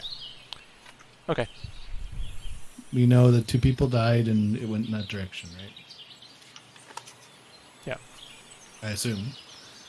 Chuck does take out his staff, but keeps it in 2 separate pieces, so it doesn't look too conspicuous if we bump into a cop. Right. And I think they would see it as a cane, though, right? Well, actually, yeah, that's true. I'll put it together and I'll use it like a walking stick. Yeah. Without And if the you broke it blades, into pieces, it's they'd like probably see it as like something, maybe a double Yeah, cane or crutches or well, something. Yeah, the blades will stay inside, so you only see it as a small, like maybe 3-foot stick or Right. or piece of metal or whatever, right? Hmm. Okay. All right, so you're going that way? Yes. Yeah, yeah. Or so you don't want to go this way? Or maybe that way over there?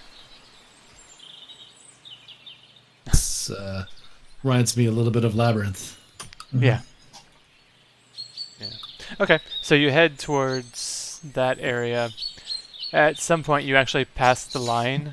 So there, before you pass it, you're coming up to it, and you see the line of people that Horace. It's not necessarily the same people, although it might be. But there are people who are spaced maybe 20, 25 feet apart from each other, going in a line down the woods. And since he already showed you the map, you can pretty easily guess that this is the line that they're searching with. What do you do? Cross the line. Okay, so you just walk right past them. Sure, just blow right through it like a bunch of idiots. We're gonna that's the plan. Okay. So as you come up on them and start going to pass them, the one nearest you as you're passing is like, hey, wait, hold on. You can't go in here. This is a dangerous area. What are you guys doing?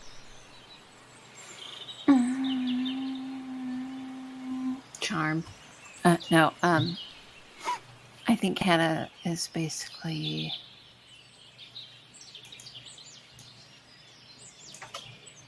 so who is this? Sorry. This is a It's a looks like this one is a park ranger. yeah.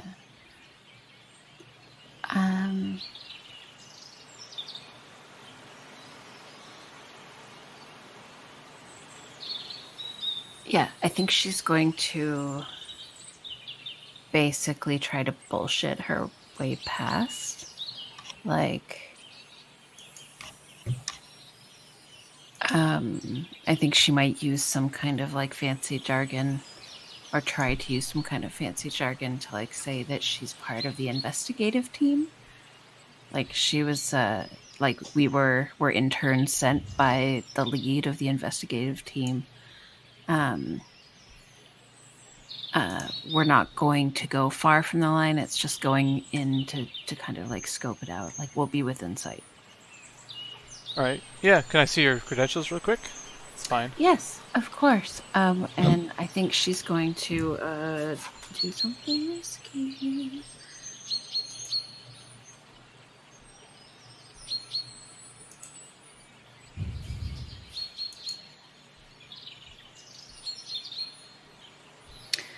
I think, like, is it an actual line? Like, is it a string in the ground with the stick kind of thing? Like physical No, it's line? just people in a row. A row. Okay. They're like, like the search evenly lines. where spaced. you're Yeah, just- exactly. Okay. They're close enough to where they can see the area between them, but trying to cover as much distance as possible. Mm-hmm. So I guess we'll just walk with the line then until we get close to where we need to be. That might make Well- more sense, yeah. I think I need you guys to turn around and head back because, I mean, this is an active search and we don't want anyone else getting involved. We don't want anyone getting hurt. And we need to be sure that we're focused on this. So if you could just head back out, maybe you can come back out tomorrow. Are you able to fake credentials somehow? Chuck could pretend to be surveying or doing something technical to try to sell it as a help out. Uh-huh.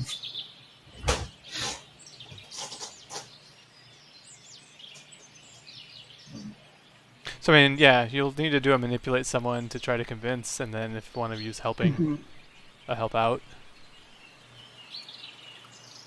And Horace, you're with them too. Are you also helping, or are you kind of staying out of the way? No, I That's- don't know, actually. That's- I kind of, I kind of imagine myself just like changing into a coyote and being like, you know what, they can do with this on their own. The Oh my god, and just like frying that poor man's brain. Don't create homework for me, sir. So I rolled a 7, which is a partial success. Mm-hmm. I don't think you can help out enough to raise that beyond that, so... Yeah, so they'll do it, but only if you do something for them right now to show that you mean it.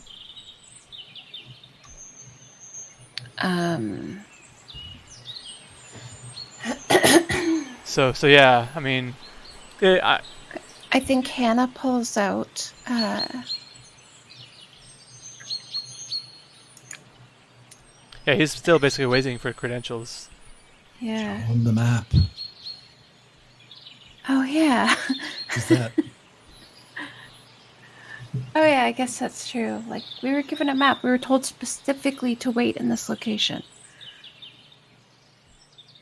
Right, yeah. Yeah, that's the spot that we're heading to. We're getting ready to cover that spot, but, I mean, so you said you were part of the investigative team. You didn't have your credentials, but yeah, you got the map, I guess. Alright. Okay, so, yeah, we can consider you part of the team if you need to go investigate. Okay. If you want to help with the line, we can spread out a little more and drop you in one of these spots. Perfect. Thank you. Okay. So are you doing that? Are you actually filling in with the line, or are you just heading past them?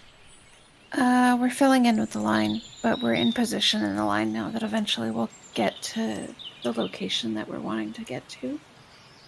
And we can always just say that we're tired or we've forgotten something, so we're going to head back and let them proceed, but stay where they were headed. Okay. It's almost 2. Yeah. So you want a break? As in taking a break or stopping? Both? Yeah, take a 10-minute. We'll come back. Let's go to 4. Oh my god. No. All right. So yeah, we I'm believe it or not, I was done. yeah. Yeah.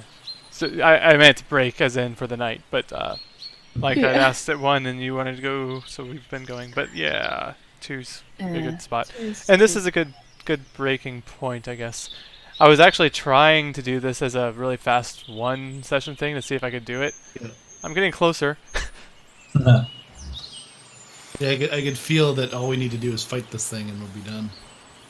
Although it would be useful if you learned a little more about it, maybe. But Yes.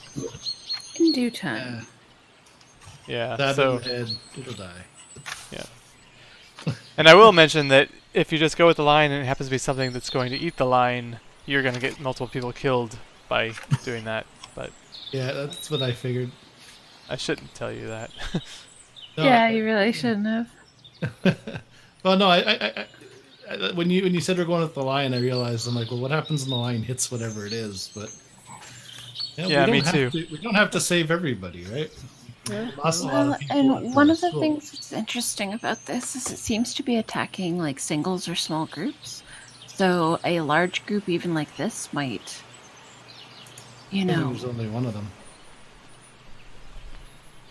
yeah. Knows. If it's a spider, there might only be one of them because they tend to be nomadic. Hmm. If it's something else, though, who knows? But if it's more bear, then Yeah. they're very territorial. Stay in packs. It's got cubs. Oh my god, that would be so cute. As they're eating you. They're weird bear mandibles. That's frightening.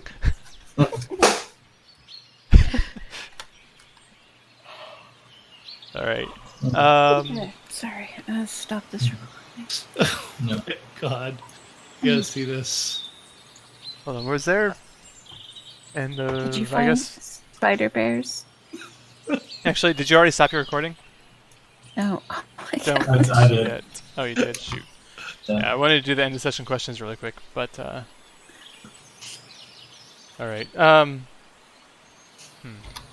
Guess I'll do that. So really quick, end of session. I didn't. I should look at that. I'll look at that in a second.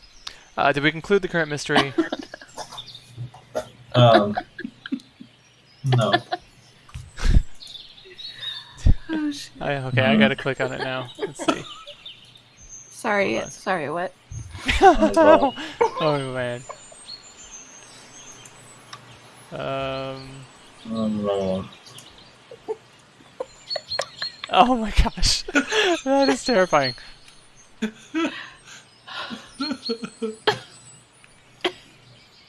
It goes on forever. What was your search term? Spider bear. Bear spider. Why is that such an easy thing to find? I really didn't think they're gonna get results. Because people will find like mashing two different types of animals together to be funny. Oh my, there are a lot of these. Oh, that is terrifying. Okay, I don't ever want to meet a bear spider. Do they just do this? Are people just doing this for all animals? Like if I do,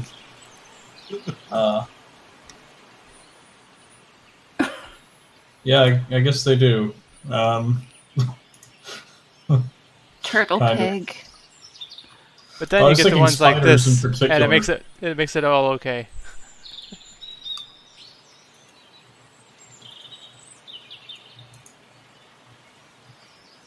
Oh, apparently there is a spider whale in Bloodborne, so.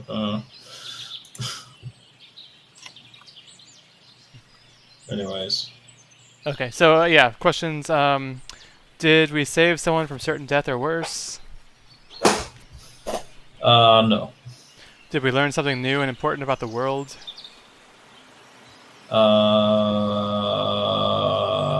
Maybe.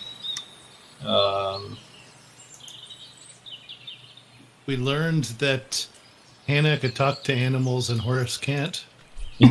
There we go. Huh. Well, did we learn something new and important about one of the hunters? Yeah. Let's count that as a yes. We learned that Horace is not good yet at talking to animals. We learned that Hannah's better at talking to animals than Horace, who can become animals. Yeah, so that's at least one yes, so you get one. Go ahead and mark one experience each. Did that end up leveling anybody? I leveled earlier on, so. Oh wait, don't you get XP whenever you roll a 6 or less? Don't forget those. Yeah, I have one.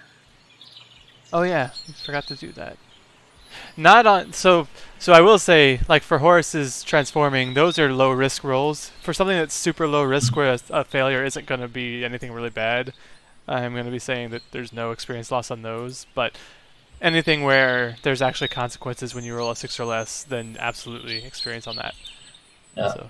my failure was in talking to birds, so Right. I don't know. I don't remember what mine. Mark experience for that one, because there could be negative consequences for that. For which one? Get attacked by birds at night. But yeah, it's his failure talking to the birds. He got the mark experience for that.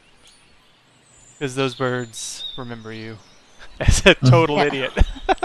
Yeah, for like the rest of your life. I rolled a 6 earlier and I don't remember what for. Yeah, what was that for? Something in the shop, I thought. Oh yeah, when you're trying to get him to give you something.